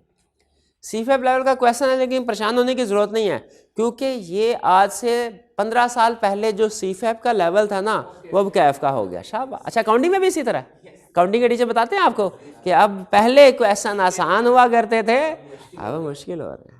ठीक है, उसने अपग्रेड कर दिया ना अपना लेवल, तो कोई मसला नहीं है, लेकिन ये हम इजीली हैंडल कर सकते हैं, आप खुद देखेंगे। पुराने लोग कहते हैं नहीं, सीए वैसे पुराने दौर में निस्बतन आसान था, लेकिन पुराने दौर में इतनी फैसिलिटीज नहीं थी, इतने कोचिंग इंस्टीट्यूट्स नहीं थे, इतने टीचर्स भी नहीं थे। हाँ, और ये भी मसला होता था, फेल हुआ तो पूरा फेल हो गया, मतलब एक सब्जेक्ट में अगर आप फेल हो जाते हैं ना, मैंने खुद इसी स्कीम के मुताबिक पेपर दिया है, उसको हम कहते थे बैड, एक होता था फेलियर, एक होता था बैड फेलियर। फेलियर तो हालांकि होता ही बैड है, लेकिन ना बैड फेल ज़्यादा सवेयर परवेसिव इफेक्ट होता था बैड फेलियर। वो जो पास वाले पेपर होते थे वो भी फेल हो जाता है। चलें बहरहाल। अच्छा, requirement given the above data and circumstances, given the above data यानी ये वाली फिगर्स, एंड सर्कमस्टेंसेस यानी ये वाली information, identify the risk that may result in material misstatement in the financial statement. Risk बताओ जो कि मटेरियल मिस स्टेटमेंट जिनकी वजह से रिस्क सब्सटेंटिव पूछे तो नहीं लिखने, लेकिन मैं एक एक दो दो प्रोसीजर, ज्यादा नहीं, सिर्फ एक एक दो दो प्रोसीजर बताऊंगा, नहीं आपसे पूछूंगा, अभी भी मैंने बताने हैं, बताऊंगा। हाँ, ना ना ना, अब पूछूंगा आपसे। रिक्वायरमेंट क्लियर हो गई आपको? चलिए अब आते हैं हम क्वेश्चन। अच्छा बताइए, ये रिस्क असेसमेंट थ्रू फैक्ट है, रिस्क असेसमेंट थ्रू फिगर्स के दोनों दोनों? चलिए क्वेश्चन 2। अच्छा, अब देखिए मैं हर इंफॉर्मेशन पे रुक के आपसे पूछूंगा इसमें रिस्क अराइज हो रहा है कि नहीं हो रहा, ठीक है। CBO limited is a manufacturing company, risk arise हो रहा है? नो सर, नहीं हो रहा। वैसे एक चीज आपको बता दूं, एक होती है मैन्युफैक्चरिंग कंपनी, एक होती है रिटेल कंपनी। मैन्युफैक्चरिंग कंपनी का ऑडिट करना निस्बतन ज्यादा मुश्किल होता है, उसमें कॉस्ट ऑफ गुड्स, उसमें रॉ मटेरियल भी है, वर्क इन प्रोसेस भी है, फिनिश गुड पे। रिटेल में सिर्फ एक तरह की इन्वेंट्री होती है, लेकिन ये कोई इतना बड़ा रिस्क नहीं है, ठीक है, इसमें कोई रिस्क अराइज नहीं हो रहा। जनरली मैन्युफैक्चरिंग कंपनीज का ऑडिट करना थोड़ा मुश्किल होता है, लेकिन इसमें रिस्क नहीं है। Behroz and company chartered accountants are their auditors, Behroz and company उनके ऑडिटर्स हैं, यानी आप इनके ऑडिटर हैं, फर्ज आप ऑडिटर ही है ना, ऑडिटर बन के सोचना है ना। रिस्क है कोई? कह रहा है रिस्क, कोई रिस्क नहीं है जी, आप अच्छे ऑडिटर हैं, इत्मीनान रखें। Audit of financial statements of company for the year ended November 30 is in progress, इसमें कोई रिस्क है? ऑडिट चल रहा है, कोई रिस्क नहीं है, इस इंफॉर्मेशन से कोई रिस्क नहीं है। Samida CA in charge on the audit has received the first draft of the financial statement from Kamil, the CFO of the company. The average financial, अब इसमें भी कोई रिस्क नहीं है फाइनेंशियल स्टेटमेंट, कह रहा है अवरेज का मतलब है summary, Average summarized financial information of the company for the year ended November 30, 2008 is as follow. यानी कह रहा है ये कंप्लीट फाइनेंशियल इन्फॉर्मेशन नहीं है, सिर्फ आपको समरी मैंने दिया है, इसी में से आपने रिस्क आइडेंटिफाई करना। अभी तक सारी इस्लाम दो आई थी, ठीक है वाली। अच्छा, अब हमने इसका मतलब ऊपर तो रिस्क नहीं, यहां से रिस्क आइडेंटिफाई करना है इन फिगर से। अच्छा, काउंटिंग में कभी ऐसा होता था, अगर एक नज़र आप इस क्वेश्चन को देखें ना, सिर्फ एक नज़र, तो आपको ऐसे लगेगा जैसे काउंटिंग का क्वेश्चन है जिसमें उसने ऊपर ट्रायल बैलेंस और नीचे एडजस्टमेंट दी हुई है, ऐसे ही है ना। उसमें आप क्या करते थे कि एडजस्टमेंट पढ़ के निशान लगा लेते थे, ये इसकी एडजस्टमेंट है, ये इसकी एडजस्टमेंट है, वही काम कर लें फिर से। आपने ये बताना है कि कौन सा वाला किससे रिलेट करता है। Company sales have suffered on account of depressed economic condition in the country, sales के साथ ब्रैकेट में मान लिख लें। The company has introduced a new product cherry during the year in place of Mary and incurred substantial cost in acquisition of property plant and equipment. ये दो areas को effect कर रहा है, इन्वेंट्री को भी, प्रॉपर्टी प्लांट इक्विपमेंट को भी। पुरानी इन्वेंट्री की बजाय नई इन्वेंट्री लॉन्च हो रही है, दोनों। ये प्रॉपर्टी प्लांट इक्विपमेंट भी और इन्वेंट्री, इन दोनों के साथ 2 लिख ले। भी समझ आ रही है? ये मैं क्यों लिखवा रहा हूं आपको बाद में बताऊंगा। Third, this year's physical verification of stocks had not been carried out on November 30th on the plea that the relevant staff was on leave. The stock check will not be carried out on December 15, will now be carried out. हालांकि होना चाहिए था नवंबर 30 पे, ये and November 30 है ना, वो कह रहा है 15 दिसंबर का होगा। इन्वेंट्री वो तो उसका कॉस्ट ऑफ सेल तो कॉन्सिक्वेंशियल इम्पैक्ट आएगा ना। हाँ ठीक है, वो तो फिर आप ग्रॉस प्रॉफिट भी लिख सकते हैं, वो तो नेट प्रॉफिट भी लिख सकते हैं। फिर मेन एरिया जो इफेक्ट ऑफ इन्वेंट्री के साथ थर्ड भी लिख ले।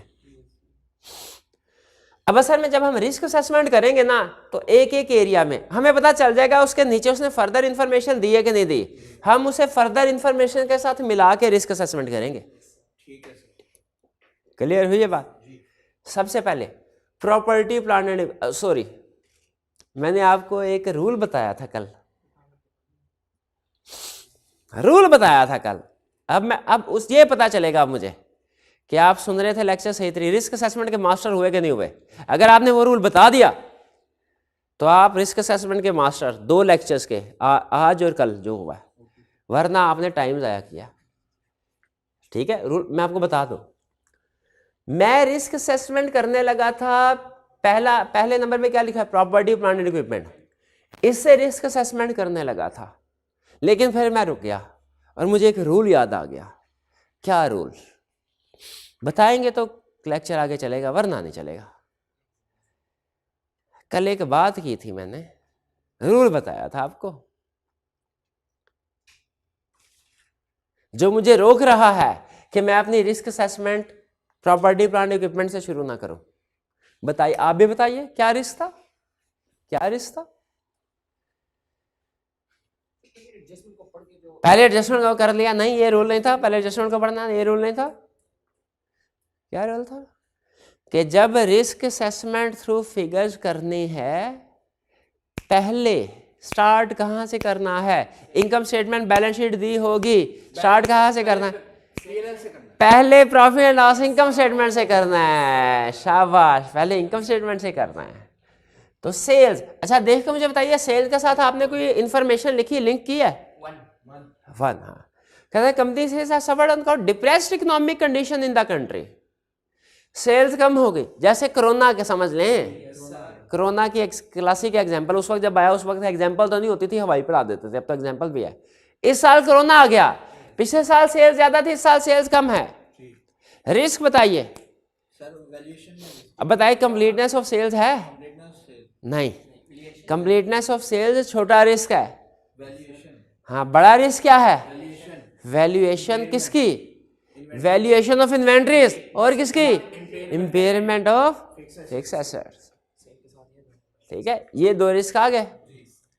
वैल्यूएशन ऑफ इन्वेंट्री के प्रोसीजर अगर पूछता, कौन से प्रोसीजर लिखते हैं? हाँ जी, वो जो सब्सटेंटिव प्रोसीजर में पढ़े हैं, तब वो इंस्ट्रक्शन देखेंगे। प्रोसीजर्स, वैल्यूएशन ऑफ इन्वेंट्री के कौन से प्रोसीजर है जो एनआरवी के लिए हैं? कौन से थे वो? याद है? कोई एक दो बता दे, हमारी तसल्ली हो जाए। एनआरवी कैलकुलेट कर, इन्वेंट्री को ऑफ कॉस्ट एनआरवी रिकॉर्ड किया कि नहीं? और मैनेजमेंट से इंक्वायर करेंगे। काम का प्रोसीजर नहीं बता रहे, एजिंग रिपोर्ट चेक करेंगे, सब्सिक्वेंट प्राइस चेक करेंगे, किस प्राइस पे सेल हुई है, और फिजिकली डैमेज हो गई कि नहीं,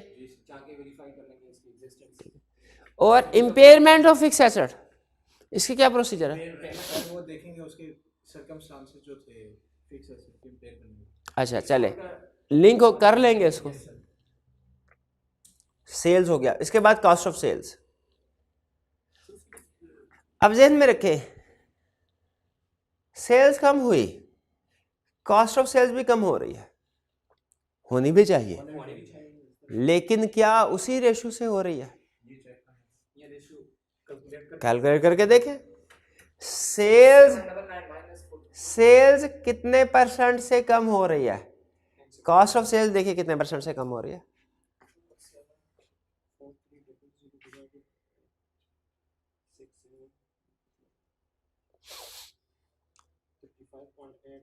सेल्स 35% से डिक्रीज हो रही है, 36 कर ले। कॉस्ट ऑफ सेल्स कितने परसेंट से डिक्रीज हो रही है? करे 1300 डिवाइडेड बाय 50। नहीं, ये आपने इसी तरह कैलकुलेशन की है ना?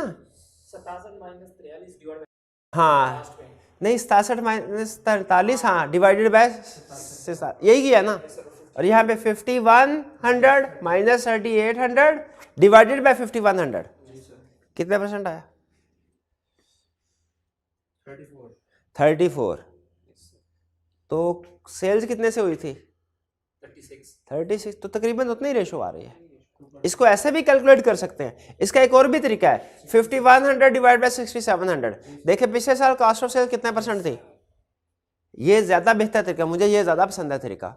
5100 डिवाइड बाय 6700, पिछले साल कॉस्ट ऑफ सेल्स थी 76%, इस साल कितने परसेंट है?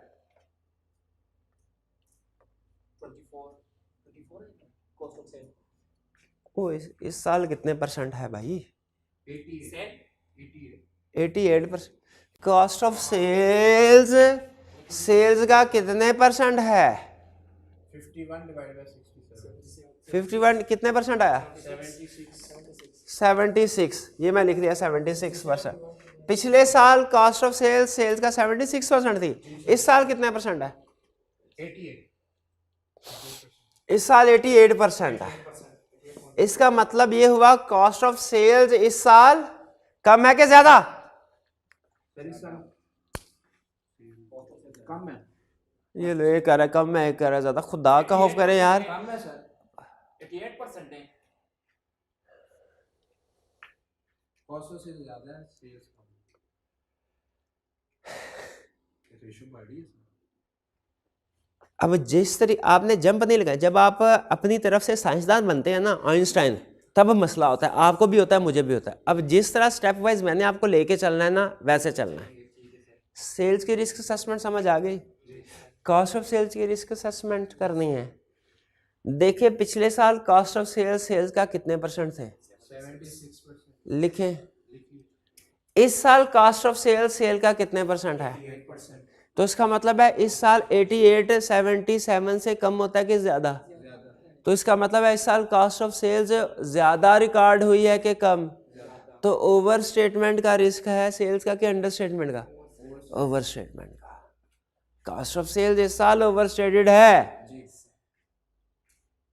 तो इसका मतलब है रिस्क में क्या ये लिखेंगे cost of sales overstated कि परचेजेस ओवर स्टेटेड और क्लोजिंग स्टॉक अंडर स्टेटेड? ये बात समझ आई? शुक्र है। ग्रॉस प्रॉफिट, क्या जीपी रेशो से रिस्क असेसमेंट करने की जरूरत है? जब सेल्स और कॉस्ट ऑफ सेल्स ज्यादा दिया हो तो फिर जीपी रेशो से रिस्क असेसमेंट नहीं करनी, वो हमने सेल्स कॉस्ट ऑफ सेल्स में कर ले। हाँ, अगर सेल्स और कॉस्ट ऑफ सेल्स ना दिया होता और फिर जीपी रेशो दिया होता, फिर रिस्क असेसमेंट करते हैं इसके। क्लियर? आगे चले। सर इसमें परचेजेस तो नहीं आएंगे ना, सीओजीएम आएगा? मैन्युफैक्चरिंग बिजनेस नहीं, परचेजेज में भी रिस्क करें, आइडेंटिफाई करेंगे। हाँ जी, इसमें ओवरहेड्स को डिस्कस करने की जरूरत नहीं है। मैन्युफैक्चरिंग है, उसमें ओवरहेड्स होते हैं, करना चाहे तो कर सकते हैं, लेकिन वो वही रिस्क होंगे जो परचेजेज वाले हैं, क्योंकि परचेजेज और ओवरहेड दोनों कॉस्ट ऑफ सेल्स में ऐड होती हैं। तो परचेजेज अगर ओवरस्टेटेड है, ओवरहेड्स भी ओवरस्टेटेड। परचेजेज एंड ओवरहेड्स दोनों इकट्ठा कर लें एक ही लाइन के अंदर, अलग-अलग रिस्क ना बताएं, डुप्लीकेशन हो जाएगी। अब sales cost of gross profit, और तो कोई एरिया नहीं है इनकम स्टेटमेंट का। अब बैलेंस शीट, बैलेंस शीट में बताएं सबसे पहले हमारे सबसे ज्यादा आपको क्या बताया था, किस किस एरिया में पूछता है? इन्वेंट्री, ट्रेड, पहले इन्हीं को हैंडल कर लें। इन्वेंट्री, अब देखिए, अब मैं मुझे आपको बता रहा था, इन्वेंट्री में रिस्क आइडेंटिफाई करने के लिए एक आपके पास ऑप्शन है, इन्वेंट्री टर्नओवर रेशियो कैलकुलेट करके रिस्क आइडेंटिफाई करें। दूसरी ऑप्शन है रेशियोज कैलकुलेट किए बगैर भी रिस्क आइडेंटिफाई कर सकते हैं, कंपेयर करके। पिछले साल की निस्बत इस साल इन्वेंट्री कम है कि ज्यादा है? सीधा ही पता चलना 466 वैल्यूएशन ऑफ इन्वेंट्री का रिस्क आ गया कि इन्वेंट्री बिक नहीं रही। लेकिन अगर आप ये वैल्यूएशन ऑफ इन्वेंट्री का रिस्क बता देंगे और इसका प्रोसीजर भी बता देंगे, लेकिन अगर आप कहते हैं नहीं सर हमने इन्वेंट्री टर्नओवर रेशियो कैलकुलेट करके रिस्क असेसमेंट करनी है, तो मैं साबित ये करने जा रहा हूं कि अगर आप इन्वेंट्री टर्नओवर रेशियो भी कैलकुलेट कर रहे हैं फिर भी रिस्क सेम आएगा। अब वो करते, हाँ, रिस्क सेम होएगा, एक्सप्लेनेशन सेम आएगी, सब्सटेंटिव प्रोसीजर भी सेम होंगे, सिर्फ एडिशनली हमने एक्सप्लेनेशन, रिस्क की एक्सप्लेनेशन में कैलकुलेशन ऐड कर दी होगी, जो कि इतनी काम की नहीं है, लेकिन उसमें टाइम हमारा बहुत ज़ाया हो जाता है। अब मैं चाहता हूं कि आप इस कैलकुलेशन को करें। हाँ, इन्वेंट्री की है, इन्वेंट्री टर्नओवर रेशियो में इन्वेंट्री ऊपर 460, भाईजान बटन सही दबाना, एक बटन गलत हो गया मैं क्वेश्चन सारे स्टूडेंट कंफ्यूज हो जाएंगे। इन्वेंट्री टर्नओवर रेशियो का फार्मूला क्या था? Inventory divided by cost of sales multiply 365, inventory 460 divided by cost of sales multiplied by 360, कितना आंसर आया? 32.4, तकरीबन 32 कर लें, 32 डेज में आया ना, 32.4 उन्होंने कहा, आपका भी 32.4, यहाँ तकरीबन उसको 32 कर लिया हमने। इस साल की इन्वेंट्री टर्नओवर रेशियो कैलकुलेट करें, 650 डिवाइडेड बाय 3800 मल्टीप्लाइड बाय 365,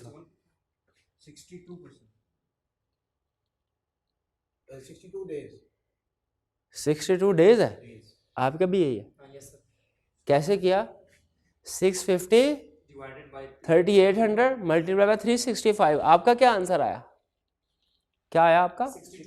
62.4, तकरीबन 62। इसका मतलब क्या हुआ? पिछले साल इन्वेंट्री बेचने में 32 डेज लग रहे थे, अब 62, यानी इन्वेंट्री नहीं बिक रही टाइमली बेसिस के ऊपर, वही रिस्क आ गया वैल्यूएशन का। तो वही चीज हमने रॉकेट साइंस वाली कैलकुलेशन करके भी उसी नतीजे पे पहुंचे और डायरेक्ट कंपैरिजन करके भी उसी नतीजे पे पहुंचे, और डायरेक्ट कंपैरिजन बेहतर नहीं था, लेकिन बहरहाल आपकी मर्जी है, दोनों कर सकते हैं। Technically speaking turnover ratio more accurate है, लेकिन उसकी जरूरत नहीं है, आप डायरेक्ट भी हो तो वही करें। जैसे आप मैथ में होता था ना, एक वो एस्टिमेशन के जरिए से हम कैलकुलेशन करते थे कुछ जगहों पे, हाँ जी, एस्टिमेशन का भी एक तरीकाकार होता था, एक एग्जैक्ट भी। मैथ में एक मुझे टॉपिक नहीं आ रहा सर, वो WDV वाला एग्जांपल ले लें, डायरेक्ट निकाल लो या फिर ऐसे। हाँ, WDV वाली, हाँ, डायरेक्ट निकालो, एक ही झटके में भी निकाल लो या स्टेप बाय स्टेप निकाल लो, वही है। तो टाइम बचा, दोनों में तकरीबन शायद थोड़ा पॉइंट्स का फर्क आता होगा स्टेप बाय, हाँ, लेकिन दोनों चलते हैं, तो इसलिए मेरी सजेशन यही है टाइम बचाए। अब ट्रेड डेटर्स में क्या रिस्क है? पिछले साल 80 थे, इस साल 210 है, डेटर्स रिकवरी नहीं हो रही, वैल्यूएशन ऑफ डेटर्स का रिस्क आ गया। अब एक ऑप्शन तो आपके पास ये है डायरेक्ट रिस्क असेस कर लें, दूसरी ऑप्शन क्या है? डेटर टर्नओवर रेशियो डेज में कैलकुलेट कर लें। ज़रा कीजिए मेरी तसल्ली के लिए, दोनों आप दोनों करवाया था ना प्रैक्टिस के लिए, बाकी आपकी अपनी ऑप्शन है। Debtors divided by sales multiply by 365, 80 divided by 6700 multiply by 365 कितना आया? 4.3 डेज। आप 4.3 डेज 4.3 डेज, यानी इसका मतलब है पिछले साल 4.3 डेज में कलेक्शन हो जाती थी, इस साल कितने दिनों में हो रही है? 210 divided by 4300, 210 divided by 4300 multiplied by 365 कितने?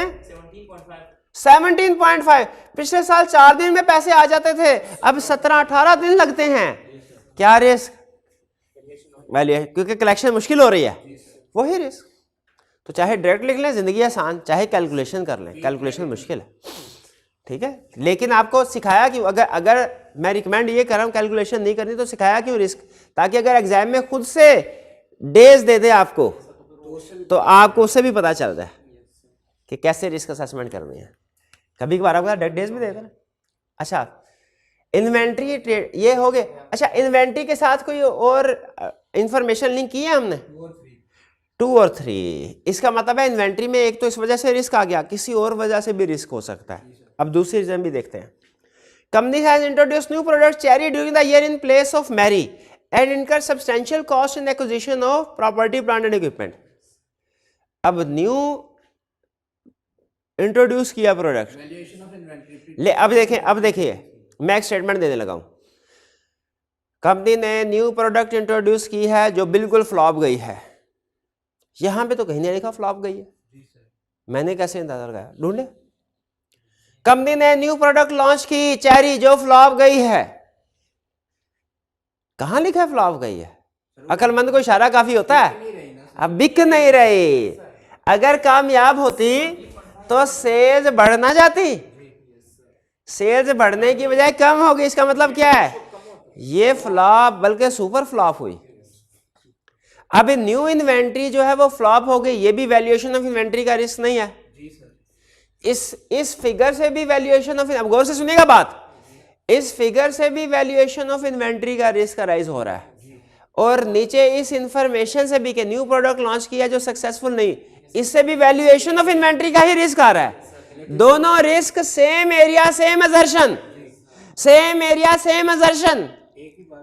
एक क्या दोनों अलग-अलग डिस्कस करने चाहिए कि मर्ज कर देना चाहिए? याद रखें, जब एरिया भी एक है असर्शन भी वही एक, तो फिर करता। ये बात नहीं समझ आई आपको? समझ आई नहीं आई? क्या बात समझाई भला? जब रिस्क एक ही एरिया में हो और एक ही असर्शन में हो तो इकट्ठा कर। लेकिन याद रखें, अगर एरिया एक हो और असर्शन डिफरेंट हो जाए, उसको अलग-अलग ही करना है। अगर आगे चल के कहीं एग्जिस्टेंस ऑफ इन्वेंट्री का रिस्क आ जाए, फिर उसको अलग से लिखेंगे। क्लियर हुई है बात? लेकिन अगर एरिया भी एक असर्शन इकट्ठा कर दो, ये इकट्ठा कर दिया। अच्छा, और कोई रिस्क है इन्वेंट्री में? हाँ, फिजिकल वेरिफिकेशन का। वो कह रहा है स्टॉक काउंट जो है वो ईयर एंड की बजाय 15 दिन बाद हुआ है। हाँ, तो इसका मतलब क्या है कि स्टॉक का काउंट की फिगर, बैलेंस शीट डेट पे स्टॉक काउंट की फिगर कैलकुलेट करना मुश्किल है।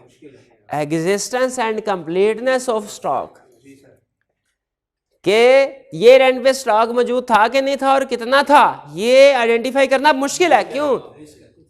क्योंकि अब आपको 15 जनवरी से जो 15 तारीख है नवंबर, उससे वापस आना पड़ेगा 15 दिसंबर से, वाउचर चेक करने पड़े। तो बताइए, ये है रिस्क, ये भी इन्वेंट्री में, लेकिन क्या वैल्यूएशन का रिस्क है? ये एग्जिस्टेंस एंड कंप्लीटनेस का रिस्क है। इसको पहले वाले रिस्क के साथ इकट्ठा कर दे के लदा लिखें, अलग लिखेंगे। शाबाश, ये पिक किया पॉइंट। इसका मतलब एक ही एरिया असर्शन के अंदर एक से ज्यादा इंफॉर्मेशन से रिस्क आ रहा है। एक ही एरिया असर्शन के अंदर एक से ज्यादा इंफॉर्मेशन से रिस्क आ रहा है, तो वो मर्ज कर दें, इकट्ठा कर दें उसको। लेकिन अगर असर्शन डिफरेंट है तो उसको अलग-अलग करें, क्योंकि उसके प्रोसीजर भी अलग-अलग होंगे। अब आप खुद सोचें, इसके प्रोसीजर क्या वही हैं जो वैल्यूएशन के प्रोसीजर हैं? डिफरेंट है, डिफरेंट है। इसमें तो आपको रिवर्स वर्किंग करते हैं, डॉक्यूमेंट चेक करते हैं। भाई कुछ समझ आई रिस्क असेसमेंट? अच्छा चलिए आगे चलते हैं। अब और क्या रिस्क है? प्रॉपर्टी प्लांट इक्विपमेंट में कोई रिस्क है? जी सर 3 नंबर बाकी तो इन्वेंटरी ट्रेडर्स में बाकी तो कोई रिस्क नहीं है ना। डेप्रिसिएशन में रिस्क है प्रॉपर्टी प्लांट इक्विपमेंट में कोई रिस्क है? जी सर पिछले साल की निस्बत डबल हो गई। एक रिस्क, अच्छा आप सुनिएगा, इन्वेंट्री पिछले साल की निस्बत इंक्रीज हो गई, डबल हो गई, क्योंकि उन्होंने मैरी प्रोडक्ट लॉन्च किया है, तो उसका फिक्स एसेट लाता होगा ना बनाने का। जी तो during the year fix asset double हो गए। हो गए क्या चांस है जब कभी एडिशन टू फिक्स एसेट्स हो ज्यादा सिग्निफिकेंट, चांस है कि रिपेयर और कैपिटल की मिसक्लासिफिकेशन हो गई होगी? इसमें रिस्क आएगा। आएगा एक दूसरा रिस्क भी है, एक तो यह है एडिशन टू फिक्स एसेट्स का इम्पेयरमेंट सर वो बिकनी इम्पेयरमेंट का रिस्क। शाबाश, क्यों? वो बिक नहीं रहे। ठीक है, यहां पे हमने इंफॉर्मेशन को रिलेट किया है सेकंड पॉइंट से। न्यू प्रोडक्ट लॉन्च किया, लेकिन चूंकि न्यू प्रोडक्ट फ्लॉप हो गई है तो उसकी इन्वेंट्री एनआरवी पे आएगी, तो रिलेटेड फिक्स एसेट भी इम्पेयरमेंट होगी। तो इस प्रॉपर्टी प्लांट इक्विपमेंट में दो रिस्क है। एक रिस्क है कि एडिशंस में मिसक्लासिफिकेशन, क्लासिफिकेशन का रिस्क। कैसे? कि रिपेयर और कैपिटल में मिसक्लासिफिकेशन। ये रिस्क हमने कहां से पता चला? ड्यूरिंग द एडिशंस हुई हैं, इतनी ज्यादा एडिशंस हो तो कोई ना कोई मिसक्लासिफिकेशन हुई होगी। और दूसरा रिस्क इम्पेयरमेंट का है। इम्पेयरमेंट का रिस्क कैसे पता चलेगा? इन्वेंट्री ऑब्सोलीट हो गई। तो प्रॉपर्टी इक्विपमेंट में दो रिस्क है। अहम क्वेश्चन, मर्ज कर दूं कि अलग-अलग? क्योंकि दोनों की दर्शन अलग है, एक ही क्लासिफिकेशन है, दूसरे की वैल्यूएशन या इम्पेयरमेंट है। क्लियर हुई है चीज? इनटेंजिबल एसेट्स रिस्क है कोई? अब ये आपका इम्तिहान है। पिछले साल 50 थे, इस साल 100 है, इंक्रीज हुए हैं। हाँ, तो जब कभी कोई एसेट्स इंक्रीज होते हैं, मिस क्लासिफिकेशन रिस्क होता है। हम देखेंगे वाकई रिकग्निशन क्राइटेरिया मीट करता है कि नहीं करता। कहीं ऐसा तो नहीं कि कोई रेवेन्यू एक्सपेंडिचर कैपिटलाइज कर दिया गया हो। हाँ जी, तो इसमें हम देखेंगे जी, इसमें इम्पेयरमेंट का रिस्क भी डिस्कस कर सकते हैं। क्यों इम्पेयरमेंट का? उसने क्लियरली नहीं बताया, लेकिन मैं भी जो न्यू प्रोडक्ट लॉन्च किया ये इंटेंजिबल उससे रिलेट कर रहे हो। लेकिन अगर उसने नहीं बताया ना क्लियरली, तो उसको छोड़ दे मेरा ख्याल है, क्योंकि उसने नहीं बताया कि जो नया इंटेंजिबल एसेट 50 मिलियन का खरीदा ये न्यू प्रोडक्ट से रिलेट करता है कि नहीं। अगर वो कहता है ना ये न्यू प्रोडक्ट से रिलेट करता है, फिर 100% इम्पेयरमेंट का भी होता। क्यों 100% इम्पेयरमेंट का होता? क्योंकि फ्लो पूरा करना है ना।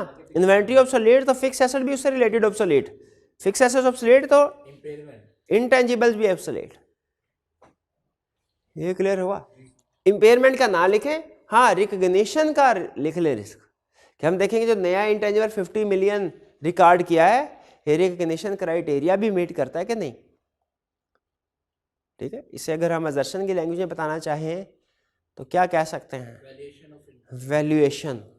क्योंकि अगर वो रिकग्निशन क्राइटेरिया मीट करता है तो उस वैल्यू पे आएगा, वरना इसको राइट ऑफ कर देंगे। वैल्यूएशन, ठीक है ठीक। नहीं, यहाँ पे गोइंग कंसर्न का डिस्कस नहीं कर, प्रॉफिट है। मेजर प्रोडक्ट फ्लॉप हो रहा है, 2-3 रेशियो की इफेक्ट हो रही है। 2-3 रेशो कौन सी इफेक्ट हो रही है? डेटर टर्नओवर और कॉस्ट। यहाँ पे देखिए, अगर लॉस होता ना तो मैं कंफर्म आपके साथ एग्री था। यहाँ पे चूंकि प्रॉफिट है कम पिछले साल की निस्बत, लेकिन है सही, तो इसलिए गोइंग कंसर्न का रिस्क डिस्कस करते हुए मुझे थोड़ा सर उसने राइट कंफर्टेबल है। इस वजह से प्रॉफिट के अंदर प्रॉब्लम आ रही है डेटर्स के लिए। हाँ लिख सकते हैं। अच्छा, लेकिन एक चीज़ और बहुत अहम बताने को, आज के लेक्चर में एक तो हमने आखिरी चीज़ ज़रा गौर से सुनिएगा। आज के लेक्चर में एक तो हमने कल के लेक्चर और आज के लेक्चर में जो कंसेप्ट सीखे उनकी प्रैक्टिस की 2 क्वेश्चन में। फिर इसके बाद केस स्टडी करते हुए आपको 2 टिप्स बता रहा हूँ जो आपके तकरीबन हर क्वेश्चन में काम आएंगे। पहली टिप ऑलरेडी आपके साथ शेयर कर दी, वो क्या कि अगर एक ही एरिया और असर्शन के अंदर डिफरेंट इंफॉर्मेशन से रिस्क अराइज हो रहा है, ठीक है, लेकिन एरिया और असर्शन वो दोनों सेम है, उनको मर्ज कर दो। ये बात समझ आए?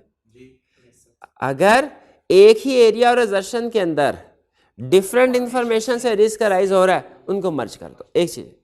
दूसरा रूल, और ये दूसरा रूल भी तकरीबन हर केस स्टडी में आपके काम आएगा। जब आप रिस्क आइडेंटिफाई कर रहे होंगे ना, तो आपके सामने बहुत से रिस्क आएंगे, कुछ छोटे होंगे कुछ बड़े होंगे। जैसे इस क्वेश्चन में अगर आप मेरे से पूछे ना, मुझे सबसे बड़े जो रिस्क नजर आ रहे हैं ना, वो वैल्यूएशन ऑफ इन्वेंट्री का है, वो इम्पेयरमेंट ऑफ फिक्स एसेट का है, वो वैल्यूएशन ऑफ डेटर्स का है। Valuation of inventory, valuation of debtors और इम्पेयरमेंट ऑफ फिक्स एसेट, ये तीन सबसे बड़े हैं। ठीक है, बाकी मॉडरेट है। तो आपको कुछ रिस्क बड़े नजर आएंगे, कुछ रिस्क छोटे नजर आएंगे। जैसे गोइंग कंसर्न की इन्होंने बात की, वो भी रिस्क अराइज हो सकता है क्योंकि ग्रॉस प्रॉफिट, लेकिन वो थोड़ा छोटा। आपने एग्जाम में फिर समटाइम ये सिलेक्शन करनी होती है कि मेरे पास टाइम नहीं है, नंबर कम है, क्या मैं 10 के 10 रिस्क लिखूं या इनमें से टॉप 7 जो बड़े वाले रिस्क है वो लिखूं। अगर क्वेश्चन में समटाइम ऐसा होता, कहता है आइडेंटिफाई 5 रिस्क, आपको 7 रिस्क नजर आ रहे हैं, क्वेश्चन में उसने 5 कहा हुआ है, क्या करेंगे आप? टॉप 5 वाले के रिस्क जो हैं वो लिखें। जो छोटे मोटे रिस्क हैं वो या तो लिखे ही ना, या एंड पे लिखे अगर टाइम हो। ठीक है, एंड पे लिखिए, उसके नहीं है हेडिंग वगैरह भी लिखने की जरूरत नहीं। ठीक है, तो सम टाइम ऐसा होगा क्वेश्चन में आपको बड़ा रिस्क भी नजर आएगा, छोटा रिस्क भी नजर आएगा। आपने उसमें प्रेफरेंस किसको देनी है? बड़े वाले रिस्क को। अगर बड़े वाले रिस्क से आपका क्वेश्चन पूरा हो रहा है तो छोटे रिस्क को डिस्कस करने की जरूरत नहीं। जैसे इस क्वेश्चन में मैंने जितने रिस्क डिस्कस किए वो मेरे हाल 7 नंबर के लिए सफिशिएंट है। मुझे गोइंग कंसर्न वाला इशू डिस्कस करने, हालांकि इशू राइज हो इंडिकेशन मिल रही है, लेकिन चूंकि छोटा रिस्क है इसलिए उसको हमने साइड पे कर दिया। छोटे का मतलब यह है कि क्वेश्चन में उसने क्लियरली बहुत ज्यादा इंफॉर्मेशन नहीं दी इस बारे में। तो ये चीज समझ आ गई। ये 2 टिप्स आपने जहन में रखनी है। ठीक है, ये बिल्कुल ऐसे ही मैं एग्जांपल दिया करता हूं कि आप मछलियां पकड़ने के लिए गए, दरिया में जाल डाला, कुछ छोटी मछलियां आएंगी कुछ बड़ी मछलियां आएंगी। आपका पेट अगर बड़ी मछलियों से ही भर जाए, छोटी मछलियों को फेंक दें, दरिया में ही रहने दें। क्यों? बड़ी हो जाएंगी, फिर अगले किसी क्वेश्चन में पकड़ लेंगे उनको। ठीक है, हाँ, लेकिन अगर बड़ी मछली कोई आई ही नहीं तो फिर छोटियों से पेट भरना है। तो बाज़ औक़ात किसी क्वेश्चन में होता है ऐसे, स्टूडेंट कहते हैं सर पिछले क्वेश्चन में सेल्स जो थी उसमें डिफरेंस ज़्यादा था, आपने उसको इग्नोर कर दिया। अगले क्वेश्चन में डिफरेंस थोड़ा कम था, आपने रिस्क आइडेंटिफाई कर लिया, ये क्यों किया? हाँ, पिछले क्वेश्चन में चूंकि रिस्क जो था उससे भी बड़ी बड़ी मछलियां थी मौजूद, हमने उनको डिस्कस कर लिया। इस क्वेश्चन में चूंकि बड़ी मछली है ही नहीं और छोटी छोटी कोई डिस्कस कर लेना हमने। भाई ये बात याद रखेंगे, रिस्क असेसमेंट में आपके सामने टेबल पे क्वेश्चन में बहुत से रिस्क होते हैं, आपकी ज़रूरत से ज़्यादा रिस्क होते हैं, लेकिन आपने मेजर रिस्क के ऊपर फोकस करना है। कोशिश करें छोटे वाले रिस्क जो है उनको छोड़ दें। क्लियर हुई है? अगर टाइम हो तो कर भी लें, हर्ज कोई नहीं है, लेकिन अगर टाइम नहीं है तो बड़े रिस्क के ऊपर ये ना हो कि क्वेश्चन में बड़े रिस्क मौजूद है और आप छोटे रिस्क डिस्कस करके अब बड़े रिस्क की बारी आए टाइम खत्म हो जाए, ये काम नहीं करना। प्रेफरेंस बड़े वाले रिस्क को देनी है। ये बात समझ आ गई क्या? चलिए आज का लेक्चर यहाँ पे ख़त्म करते हैं हम।